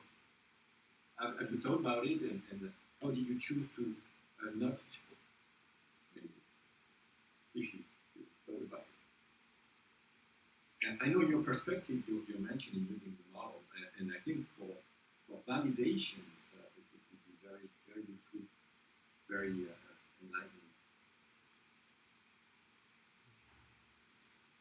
Just to repeat your comment, you commented on the data sets here. So you're saying you advised that maybe we can use the GCM, for example, from the modern data, and also based on that that there may be based on our current using the graded data set, the observational data sets, we might have a underestimated the contribution from the vertical as the vertical and any terms, yeah, terms. I mean, any terms, yes. Compare with terms, the error of each term in your computation and in GCM. Yeah, Alban, I agree with you, and thank you for your advice. That's exactly what in my future work, as I listed, that we would like to get into the modeling data sets just to compare with the observational data sets to make our result more robust. It's so yeah. Okay. Yes. And about this point also, another idea I had was is to try to reduce the correction, the importance of the correction you need to add to your terms. Have you tried to do the hit budget not at the intraannual timescale, but average in time over the whole period? I would have started by validating or comparing or trying to close my budget with an average and not at the internal timescale. So have you read your manuscript? I didn't the impression that you use this average, time average, to test your method first. So have you, and why not? And would you think that would help to basically simplify your dynamics by the time average and maybe have simpler results? To repeat your yes. To repeat your comment, Alban. So you commented on if we have tried to reduce the correction, we have tried to use to reduce the role of the correction that currently plays, and instead maybe we can look into the climatology or the seasonal like mean over the heat budget over each terms and just to justify it. Yes, exactly. Indeed, we have, and that is in one of my appendices, and so that's I'm looking at my manuscript, the menu.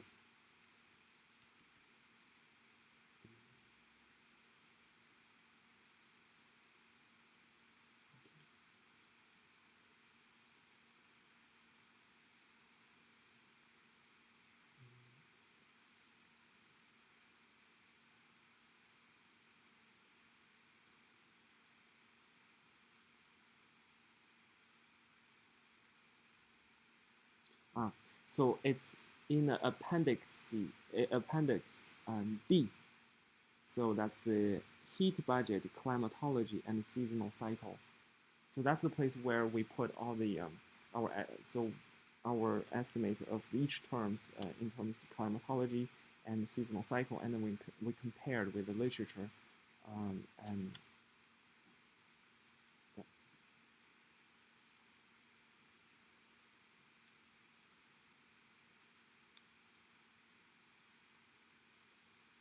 Yes, so could you maybe come back on the basic conclusion of this pharmacological analysis?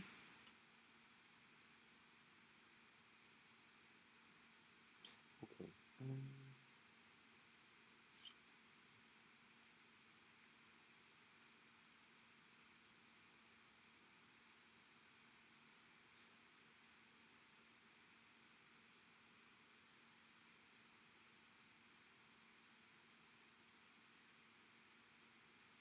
All right, Alban. So you're asking me, repeat your question. You're asking me if I can come up with some, just to summarize my conclusions of the appendix D on the heat budget, climatology, and the seasonal cycle.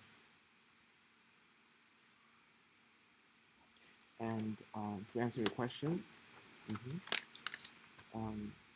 so first I would like to address regarding the climatology.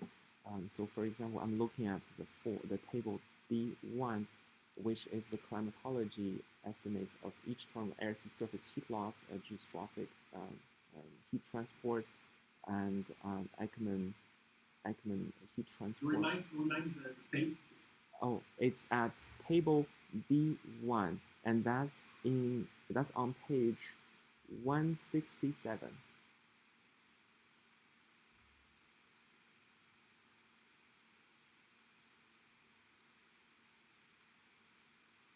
So it's page 167 and table D1. Yeah.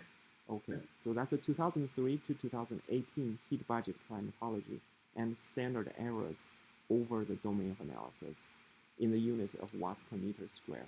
It's that table.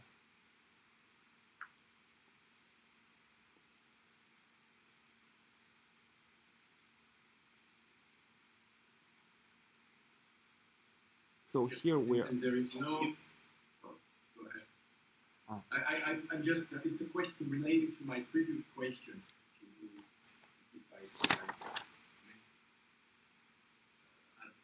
It's basically that I don't see them here.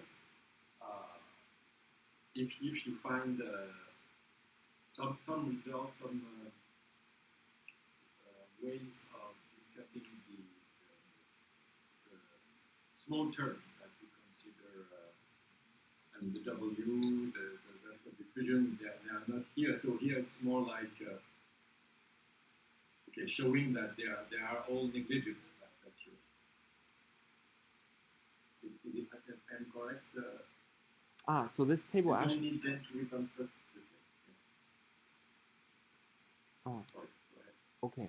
So this table basically addresses the each term. I mean, I will use an example. For example, geostrophic heat advection here. I'm looking at, so we have the estimates of climatological mean over the northern, southern, and eastern, and western, and bottom. All the boundaries of our domain of analysis, and we're saying that, for example, we say this is a reasonable estimate because the western, for example, since our the Gulf Stream is just situated right in our box, so the Gulf Stream entering from the western boundary, and then it exits from our northern boundary. And so we compare our western boundary, the mass flux, and also the volume flux, as well as the heat flux with the literature, and also we compare. I believe we also compared the bottom, especially the bottom, the geostrophic due to the geostrophic velocity as 800 meters in depth, and that value, the volume flux, and also the heat. So we compare with the literature, and so at least over the climatological mean, we don't find any big errors. Okay. Yeah. So am I correct in my understanding that your correction in the inversion methodology is very important? Am I correct?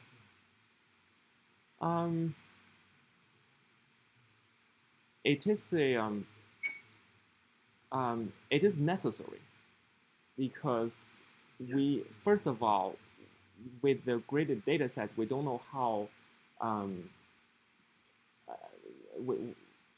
It's a classical approach to use the observation graded data sets.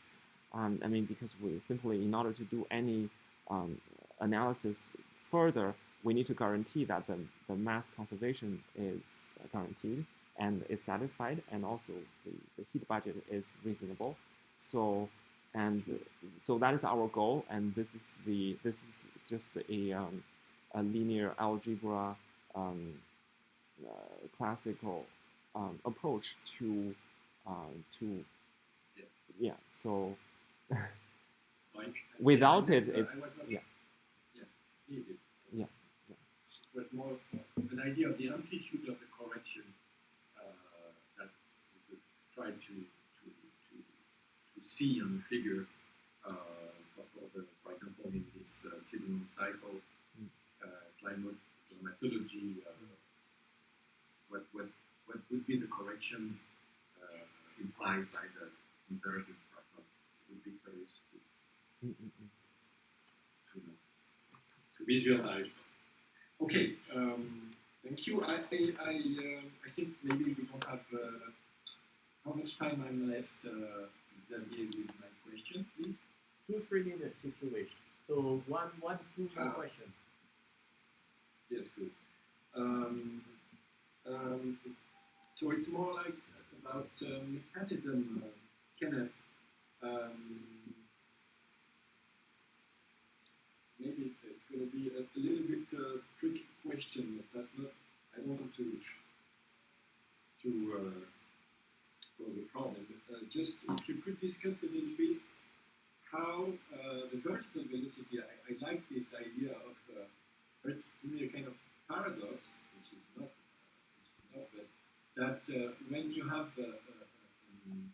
an anomalous upwelling, Ekman divergence, you generate more EDW with anomalous upwelling. And I would like you to have a little contrasting discussion on the fact that we can expect the downwelling, of course, to favor formation of the EDW. The subduction by vertical velocity has been proven to be a significant term, even in the above. In addition to the horizontal advection, the subduction by Ekman pumping is an important term. And here you say that, in fact, you need upwelling to have stronger formation of EDW. So I found it, and I understand it's related to not the dynamical role of the thermodynamical role. And so I would appreciate a little discussion about that, and including the fact that in your text you're saying that the heaving of the isotherm, the thermocline,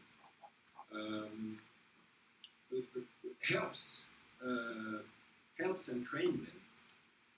In your text, chapter 4.4.2, you tend to say that would help to heave the isotherm by generating naturally more entrainment. And I'm not sure I agree with this affirmation in the way that heaving or in movement of the thermocline is not really a key element in the intensity of the entrainment. It's not the depth of the isotherms, to my view, that is important, but it's just the difference of density between.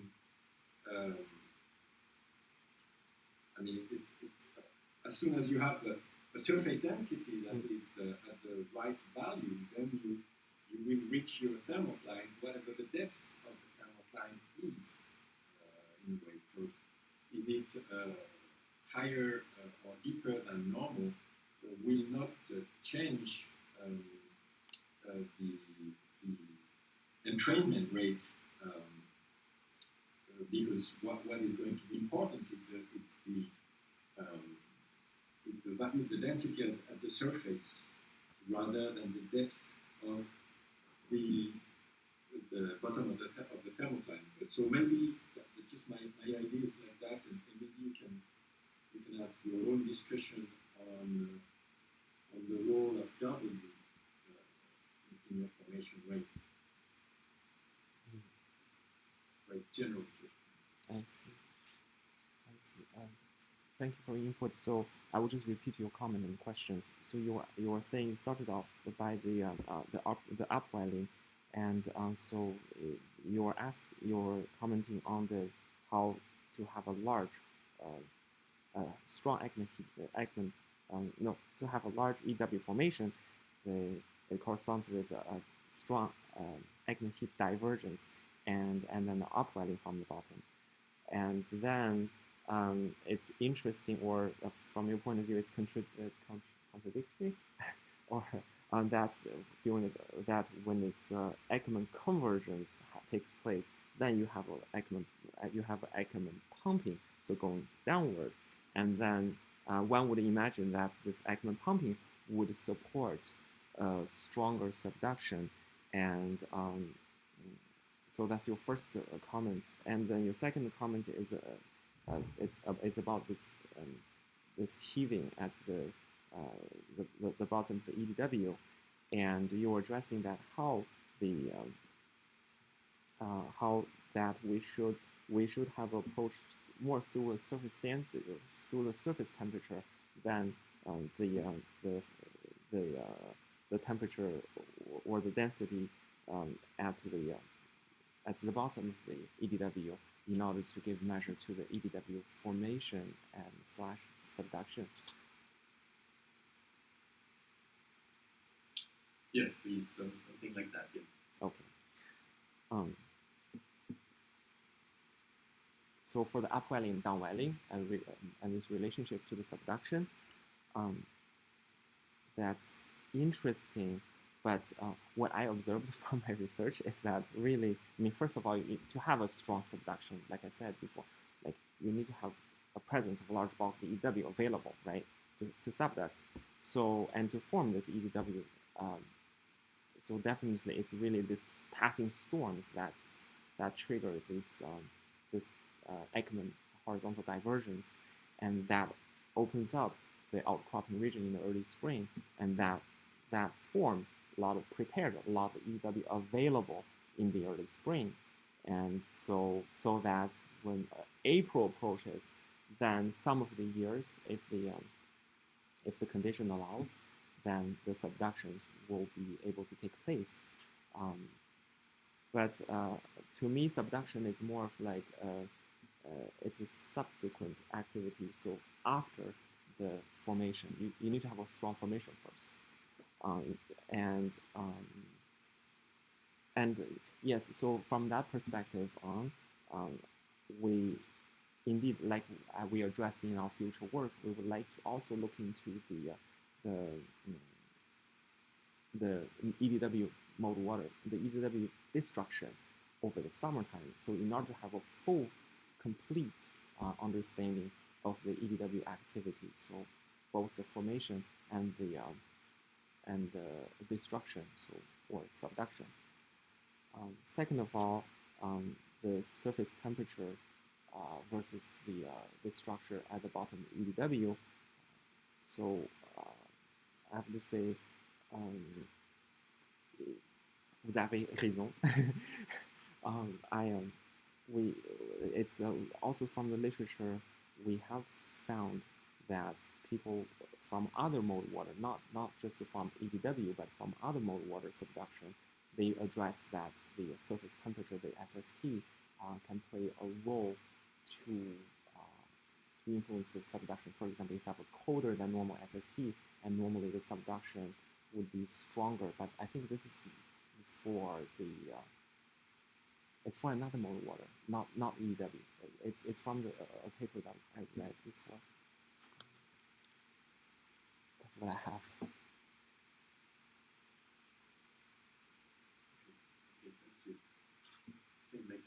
Thank you. Donc, je n'ai pas la pression, mais effectivement, on va laisser parler les autres. Merci beaucoup, alors. Sabrina? here I am from Paris, as Brazil. So thank you very much, Kenneth, because it was a very interesting manuscript to read, and you really provided a very nice and pedagogical talk that explained how you envision, how you computed, how is this phenomenon of modern water formation and variation in time. So all your arguments are really very convincing. So what I would like to ask you are some other thoughts that I have really for curiosity. So for example, of course, you concentrate on the heat budget because you are looking to modern waters, you are looking to a precise range in temperature. But I was wondering if you have looked to the mass flux. That should be changing year to year, and heat flux, or mass transport, heat transport, and salt transport into the region by the Gulf Stream. So we have perhaps some variability in the heat transport by the Gulf Stream, and specifically in terms of also maybe salinity transport by this current, that will help to enhance modern water formation enhance or decrease the amount of modern water formation. I don't know if it is the salinity transfer for example, in the Gulf Stream is pretty constant, and therefore the density is really constant year by year.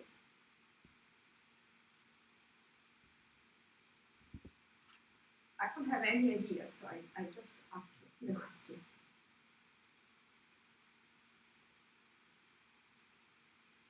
I see. To repeat your question, Sabrina. So you're saying that so you're addressing on the heat budget. So you're asking if we look into the flux of, for example, the salt flux or the heat flux or the mass flux that's associated with the Gulf Stream, and how that would play a role to the EDW formation. Yeah, because you computed the heat dystrophic heat transport, that is this lateral component. But what about the density itself, and therefore the salinity?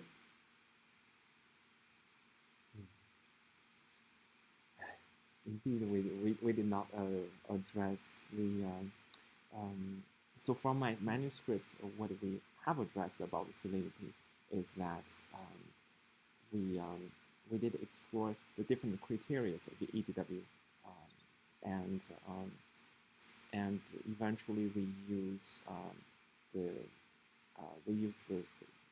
temperature criteria, and also we use the density criteria. So these two criteria mainly, as we found that in the subtropical, western subtropical, subtropical region, the salinity is not playing as significant a role to influence density as the temperature would. So, and aside from that, no, we did not address the salinity input associated with the Gulf Stream. Okay, this was just a question because it was just a question about if there is a variability in the transport. It can be that the transport is not just heat, but also salt, because, well, in the North Atlantic we are quite salty kind of ocean. And also you look at the body water in a kind of integral way. So you didn't look to very specific process that where these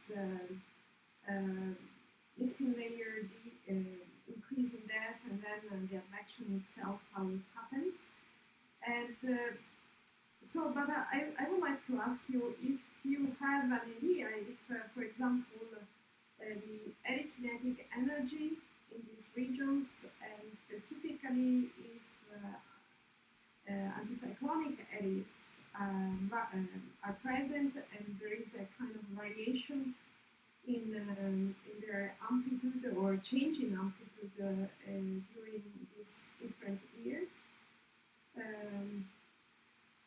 Again, I never took a look really on that region, what is happening, and more specifically even at a climatological level. So I was just wondering if you have any hints about what is happening at more on a process scale, if this turbulence in the Gulf Stream that is made of is made of meanders and eddies is important in some way.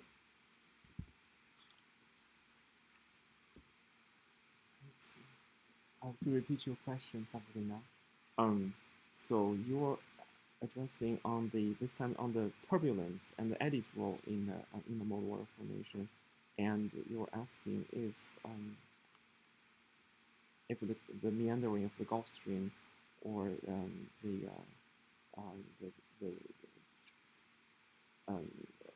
the eddies, like the eddy kinetic energy, how would that play a role in our domain of analysis? So I will tell you what we have. So on our we parameterized our the eddies contribution by introducing this the KH, so it's the eddy diffusivity term, vertical and horizontal. So it's a parameterized value, and we carefully chose it from according to the literature, and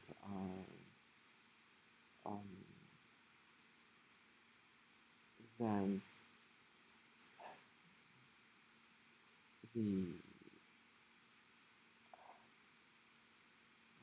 I would like to show you maybe 2 slides, if that's okay.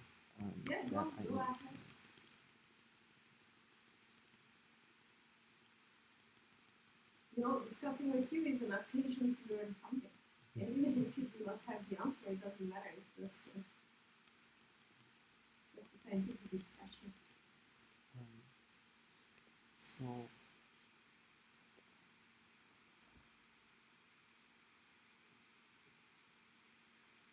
So here, if you're looking at my slides, so it's slide 70, and here we're talking about the eddies role. So from literature, the mesoscale and submesoscale eddies, so they serve to restratify the EDW formation. First of all, the first time they talk about this was this cold rain that is advected into our domain of analysis, and so they bring the cold water and cold and stratified water into our domain of analysis. And so far, what I read, what I learned from literature is that about the eddies role here is that Thomas 2005, they showed that the along front wind over the intense surface front, for example, like the Gulf Stream, and that leads to Ekman-driven convection carried by the submesoscale eddies. And indeed, so for example, Mas and Marshall 2011, they addressed that we do have, so in their estimates, there might be a possible underestimation of the submesoscale eddies. So this is definitely one of the future works that I would like to carry out, just to look into the eddies and see if we, I mean, right now, based on our parameterization, we did consider the eddies role. However, if we are able, but our resolution does not allow the mesoscale eddies, for example, and it will be interesting if we are able to also just to integrate the mesoscale eddies contribution to our heat budget and see how that is. Okay, thank you very much. And what about the muddy water destruction? What could be the process that is behind that? Sabrina, actually, could you repeat your question again, please? Oh, sorry. I was wondering if you have some idea on how the muddy water destruction happens. So, how is this muddy water consumed? To repeat your question, Sabrina, so you're asking if we have looked into the muddy water destruction and how the muddy water is consumed. Yes. I will show you just a couple of slides that I have here.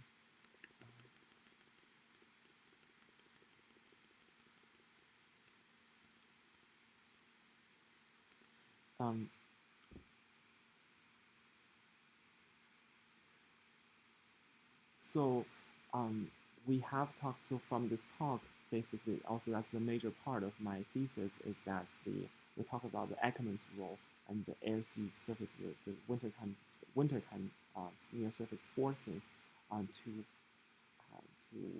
have an influence to the EDW to the EDW ventilation, and then we also in our discussion we also talked about the so this EDW subduction, and so here here you can see, so firstly you need to have a large bulk of EW present, and then we look into the SST and also the 30 north volume transport, and just to see how these two factors.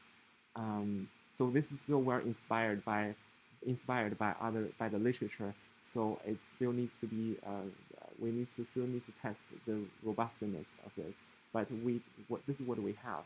So we look into the SST and also the 30 north volume transport, just to see if they are correlated or they would play a role to the EW subduction. And the next slide here.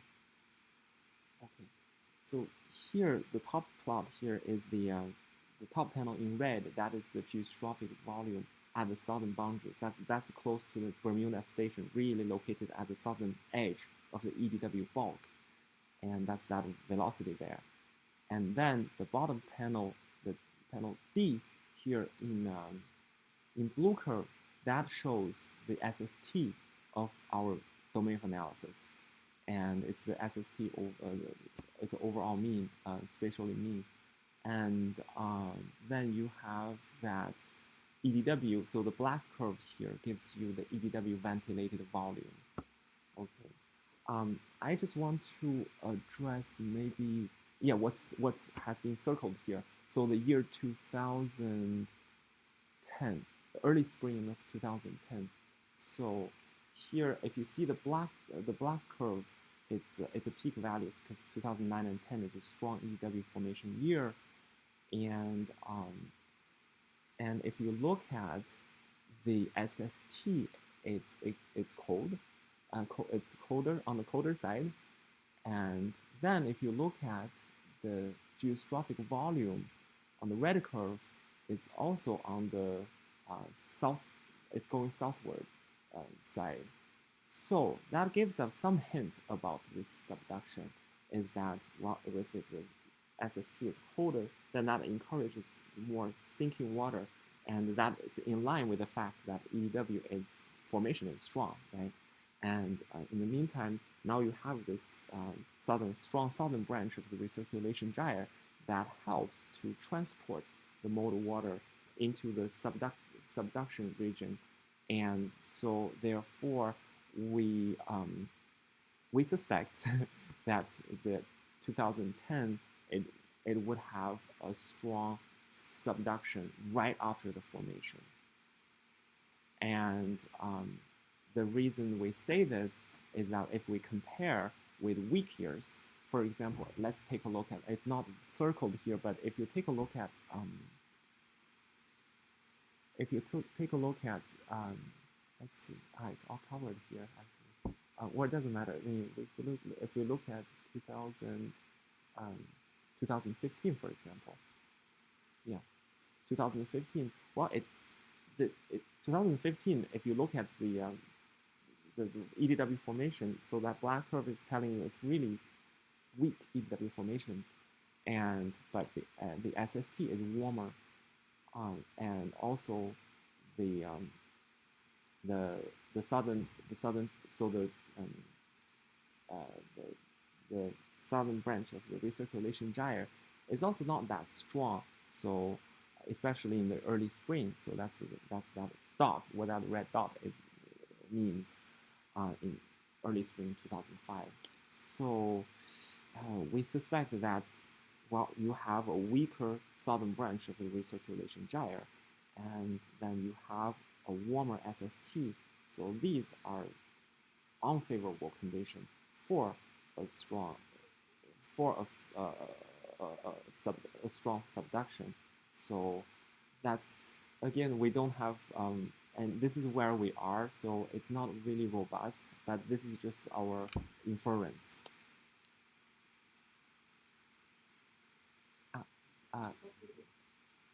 Je vous en prie. Thank you very much for your answer, and I did the work today press. Thank you very much. Thank you. Well, thank you for this presentation. But I have a question. What do you think about climate change? I'm really surprised that you are saying nothing about that. But it seems to me that the way the 18-degree water is warming is going to be 19-degree water, right? So, I mean, if you tell me what you do you think, for example, that the relationship with NAO is something already in the past?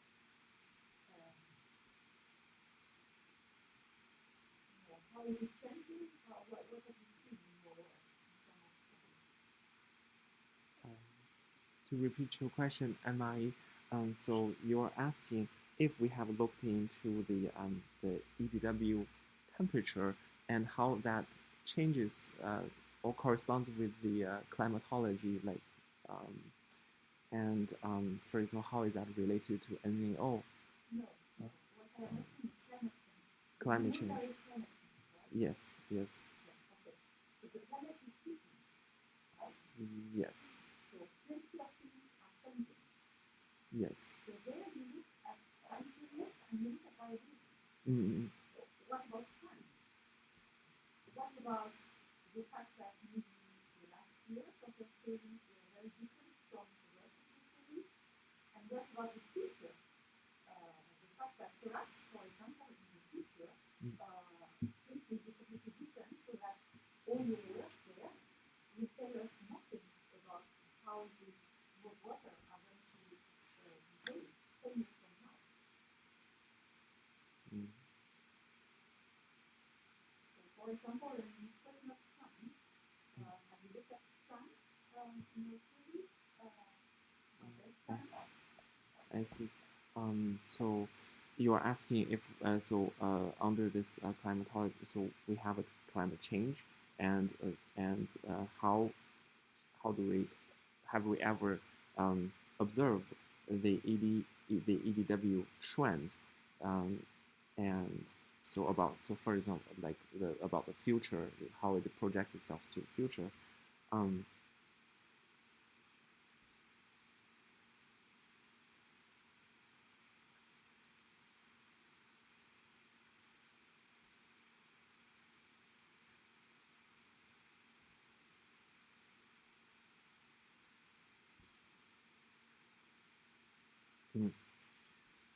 So first of all, I will tell you what I know. So first of all, I did read a literature before. I think it's a Nature paper by Stevens and Maz, and in 2020, and it's talking about so they look into the time series, even the ventilated volume, EDW volume, and the entire volume actually. And they are saying that, but they look into more of on a decadal scale, and then they're saying that, for example, well, just look at my this time series here in black line, the EDW ventilated volume and since 2010, I mean, if we see, I mean, it's decaying, so the volume is decaying. So that's what they're addressing. So that's what I know. So they look into the decadal and multi-decadal scale, but I look into the interannual time scale. So the scales are different. Second one.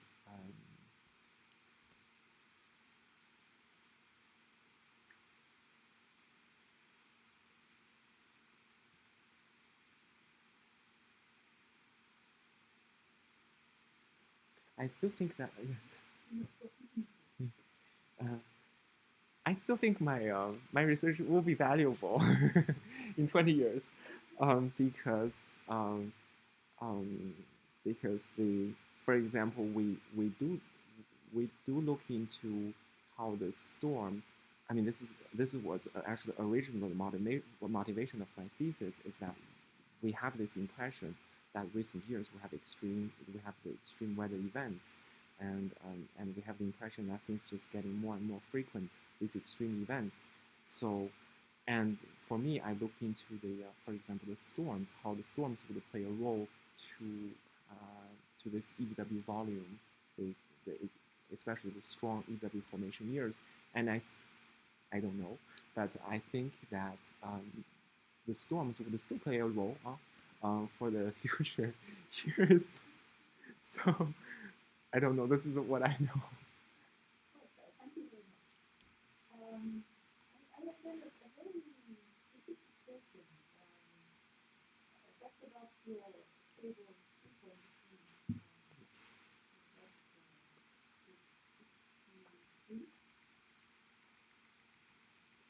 So it's about extreme balance for the ocean system.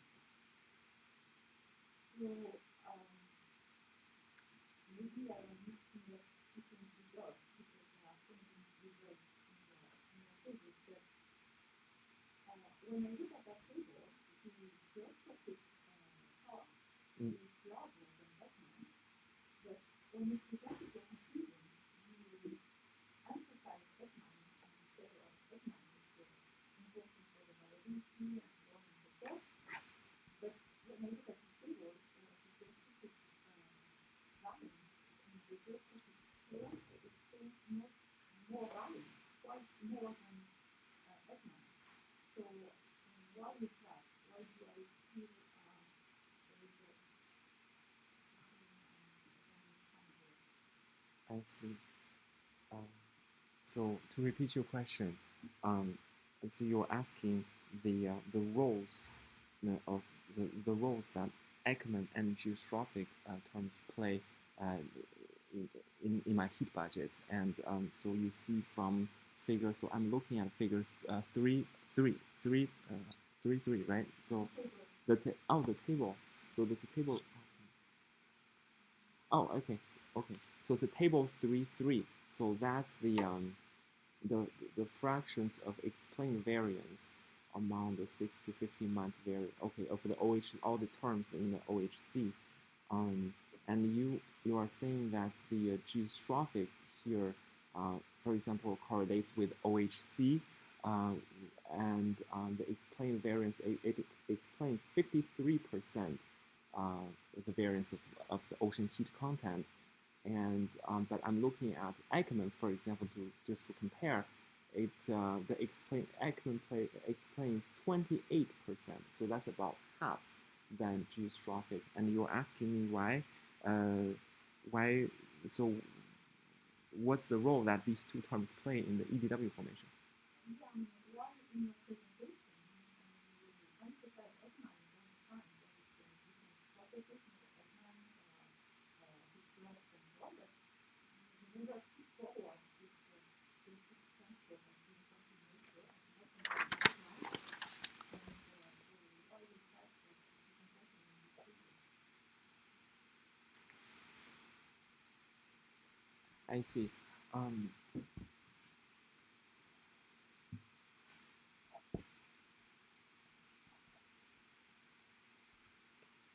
Um, so to answer your question, 3 points here.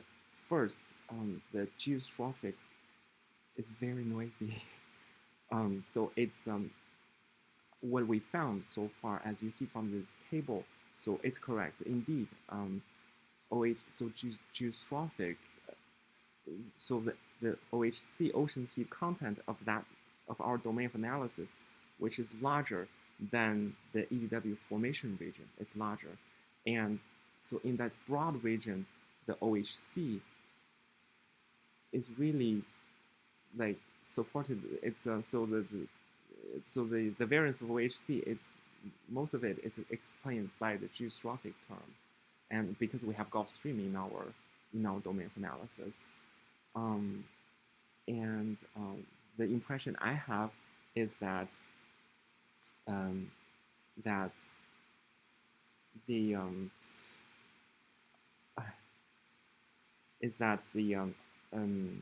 yeah, so that's the first one. So it's noisy. Geostrophic is noisy both in terms of magnitude and also in frequencies.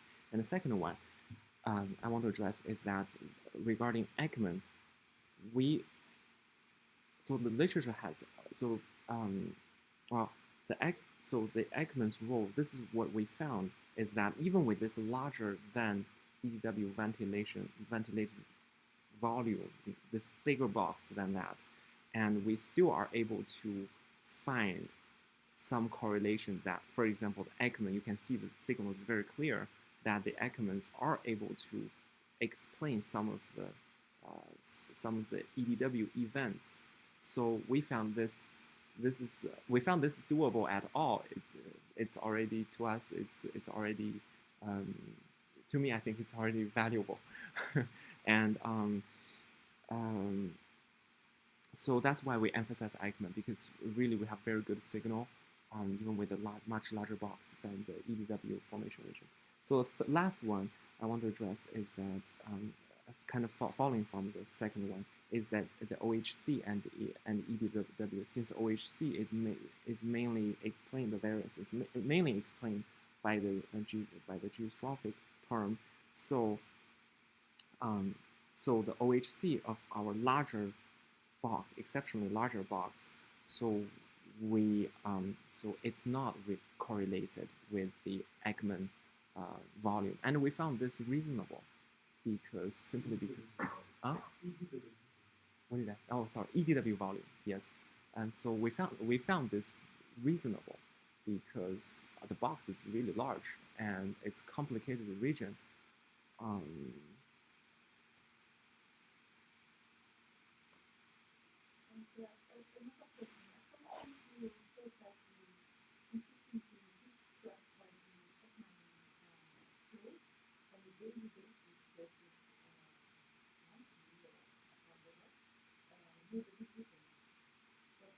When you compute Ekman the Ekman on a daily basis, what kind of temperature do you take?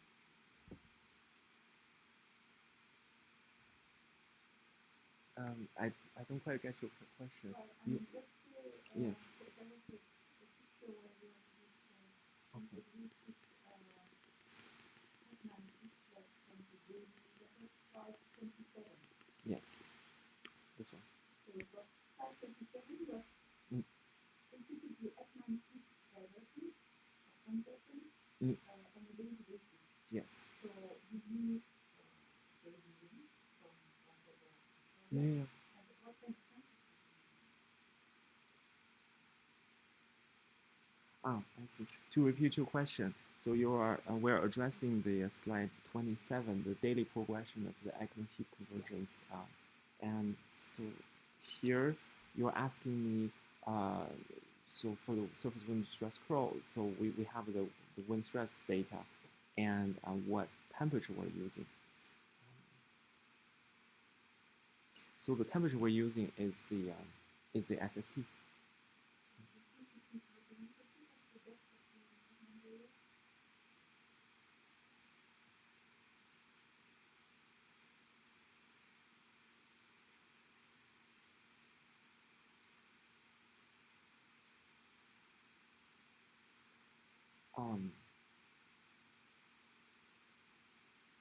I think it's did we use yes, we use SST.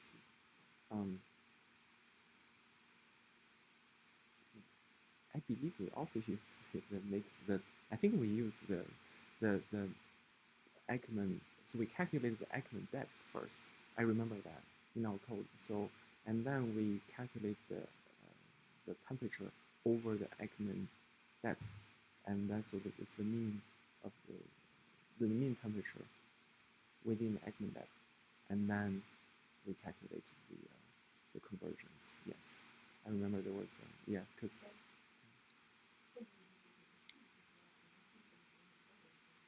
yeah.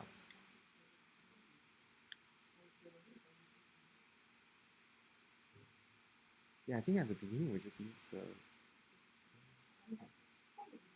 yeah.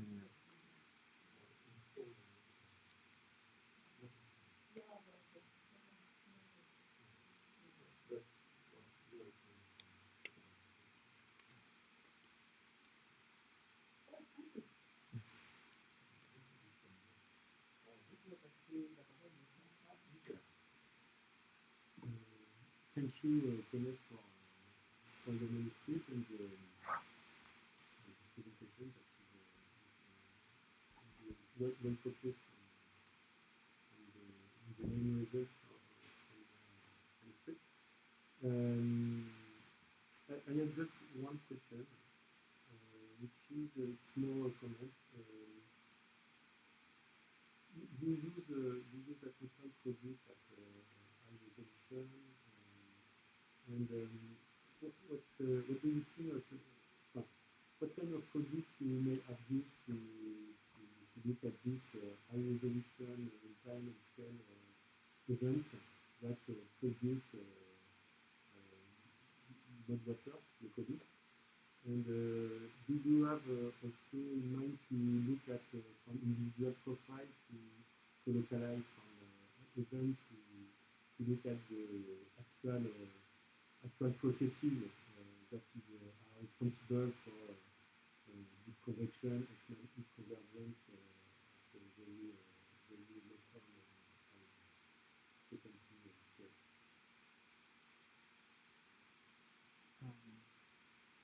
I will try to address your question. So you are asking about the atmospheric data set. I said that you use high resolution to look at specific events, extreme events that are usually the ocean or the atmosphere. Both in ocean and oh, okay, okay.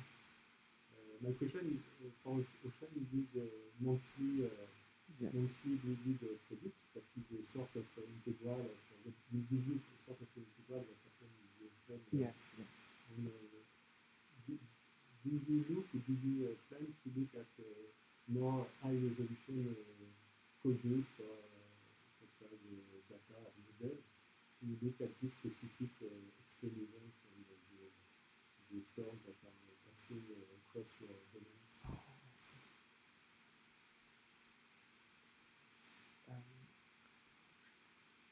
So more for the ocean side, the high resolution data. Okay, let's see. So to repeat your question, Nicola, you were asking me, so if I have looked into the high resolution data sets of both from atmosphere and ocean side, and just to look at, for example, the daily progression, for example, of the EDW of some of the extreme events. No, we don't. We haven't looked into we haven't used any high resolution data sets yet on the ocean side so far. It's those EM4, ISIS, scripts, and IPRC. So they are all monthly for now. Mm-hmm. Do you plan to look at model or high resolution data set if it is?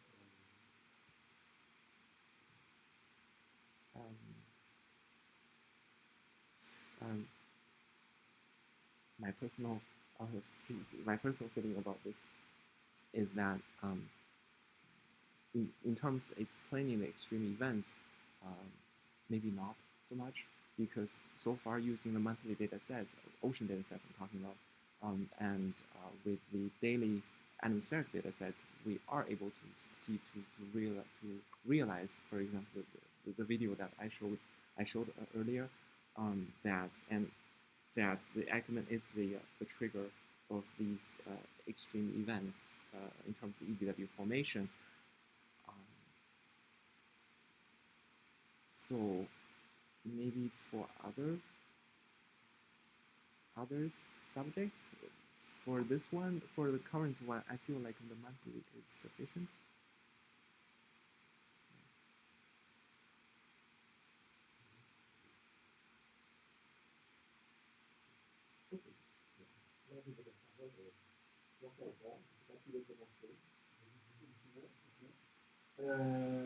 Well, I won't ask any question to Kenneth. I think you already have your load of it. I want to highlight here that the task of Kenneth was actually quite difficult to run. I think his work paved the way to a new whole area of analysis that really relates to climate change, and especially with the idea that the atmospheric forcing is projected to change a lot, especially with regard to the occurrence of extremes and their intensity, and how to relate these weather events, extreme weather events, to much longer time scale impact and changes on the ocean is really something that is worth studying and needs to be done in the next years.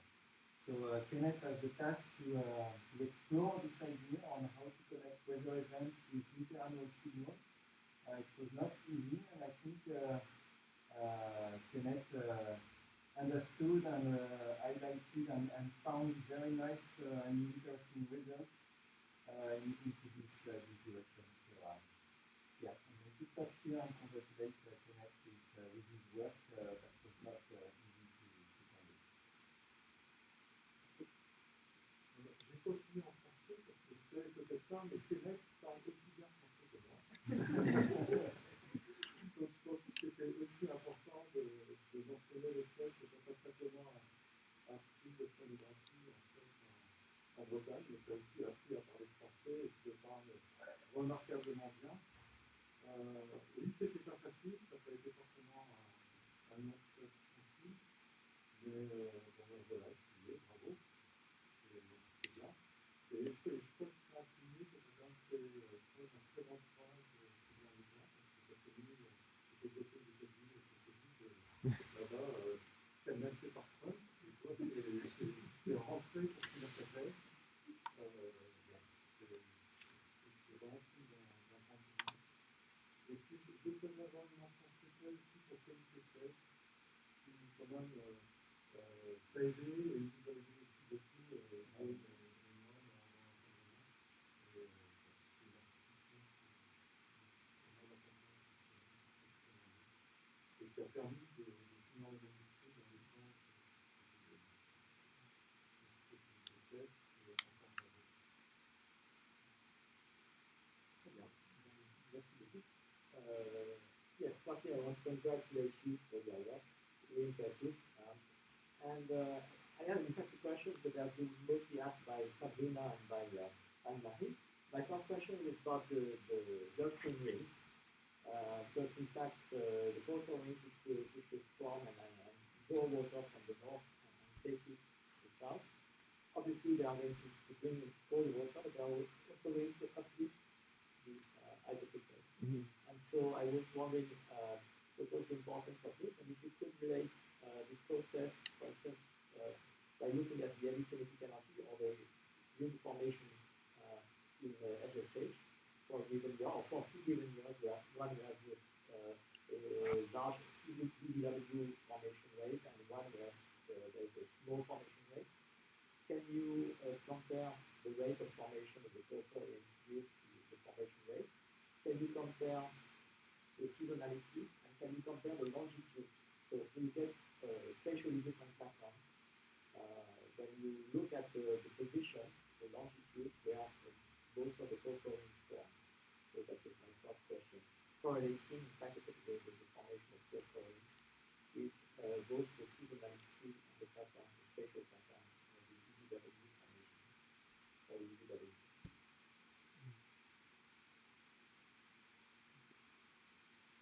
So to repeat your question, Xavier, so you're asking so regarding the cold rain, which brings the cold water from north to south, and also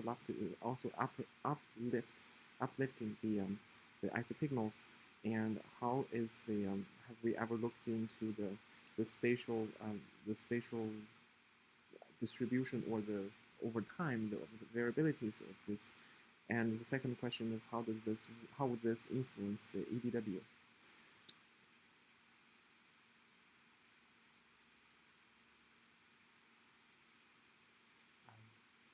I did read the literature, but I forget maybe. But maybe I'm not quite. But what I will just tell you what I have in my mind. I do have the impression that the cold rain is a mesoscale process.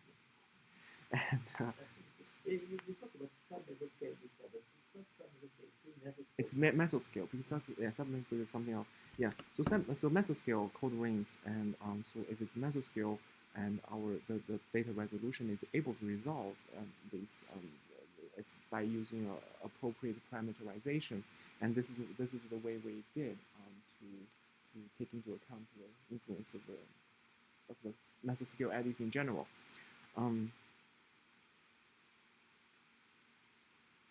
And I do remember in my one of my time series that I can show from my thesis manuscript, but that the eddy activity is based on our even using the parameterization, we are able to see that if you look at the time series that the eddy activity reaches its maximum in early spring, March or April,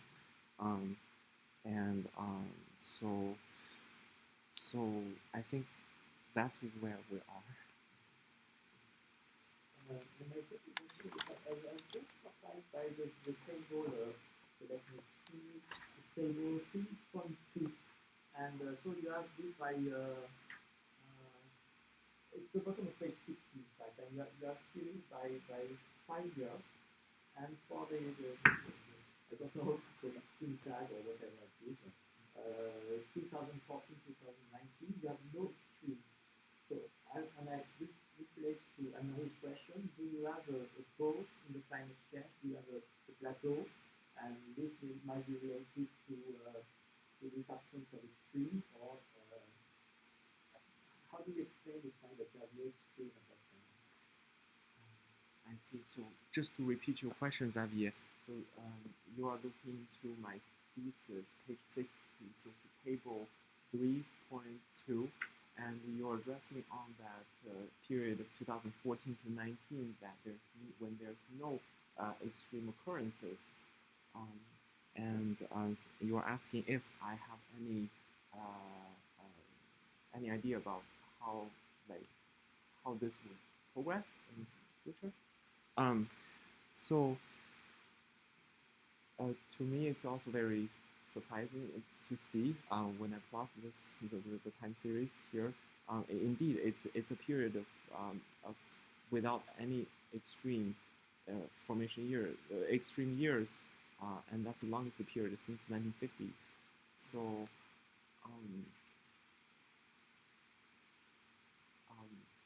from the water volume point of view, I look only into the interannual time series.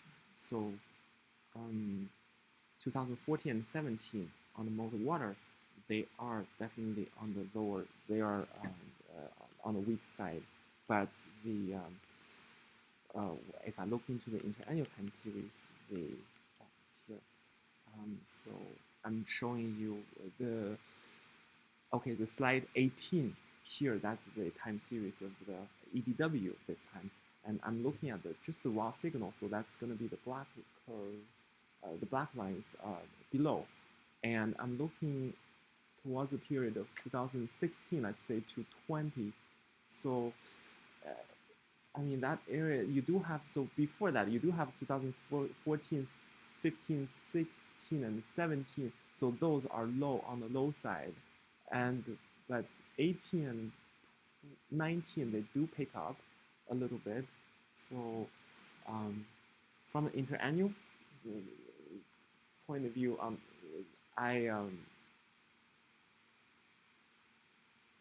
that's, Okay, that explains it. yeah. Okay, so anyone has a regret for one last question, or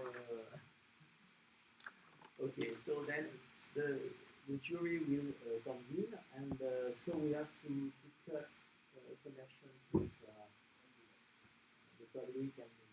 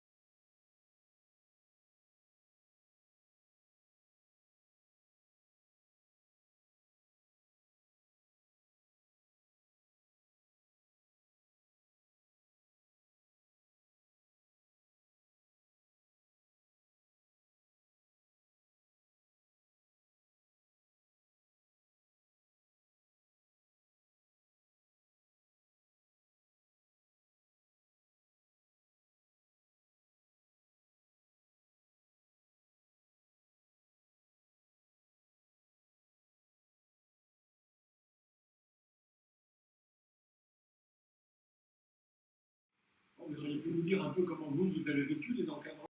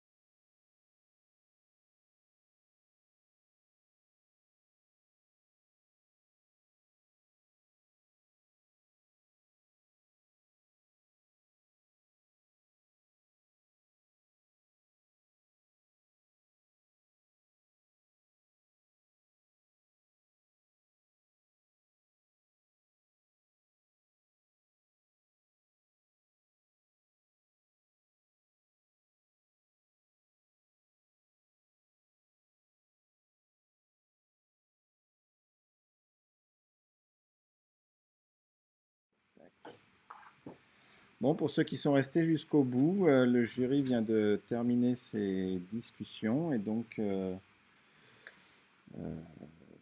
le président du jury, Xavier, va annoncer les résultats des délibérations à Kenneth. Hop. Je te mets par là, comme ça, Xavier. Hop. Comme tu veux. Là, si tu veux te mettre pas très loin de Kenneth pour qu'on vous voit tous les deux. Ouais, je sais pas si je fais le compte rendu en français. D'accord.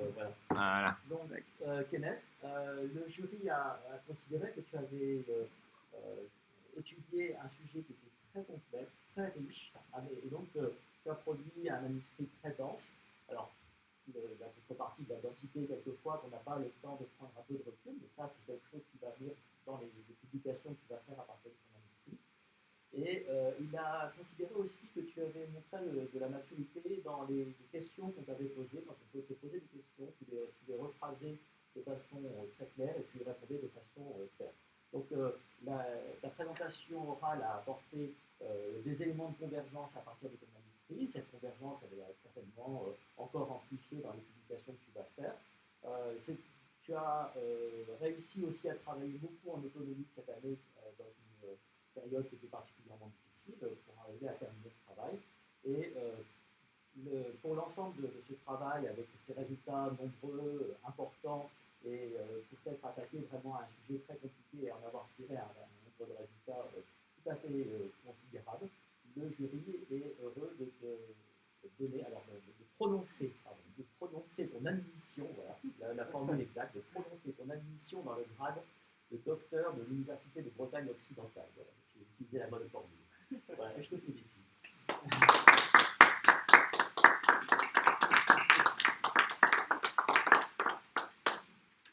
Super.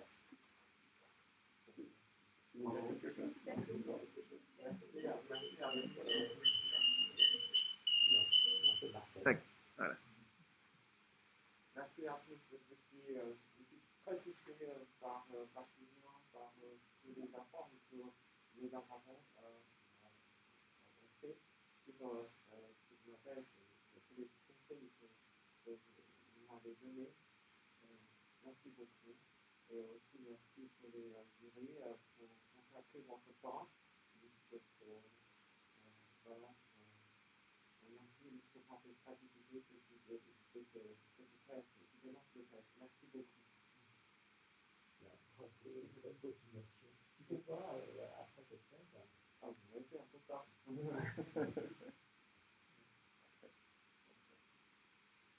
Alors, bravo Kenneth. Bon, je vais couper. Hop. Donc par contre, les affaires dans la thèse, c'était une formule de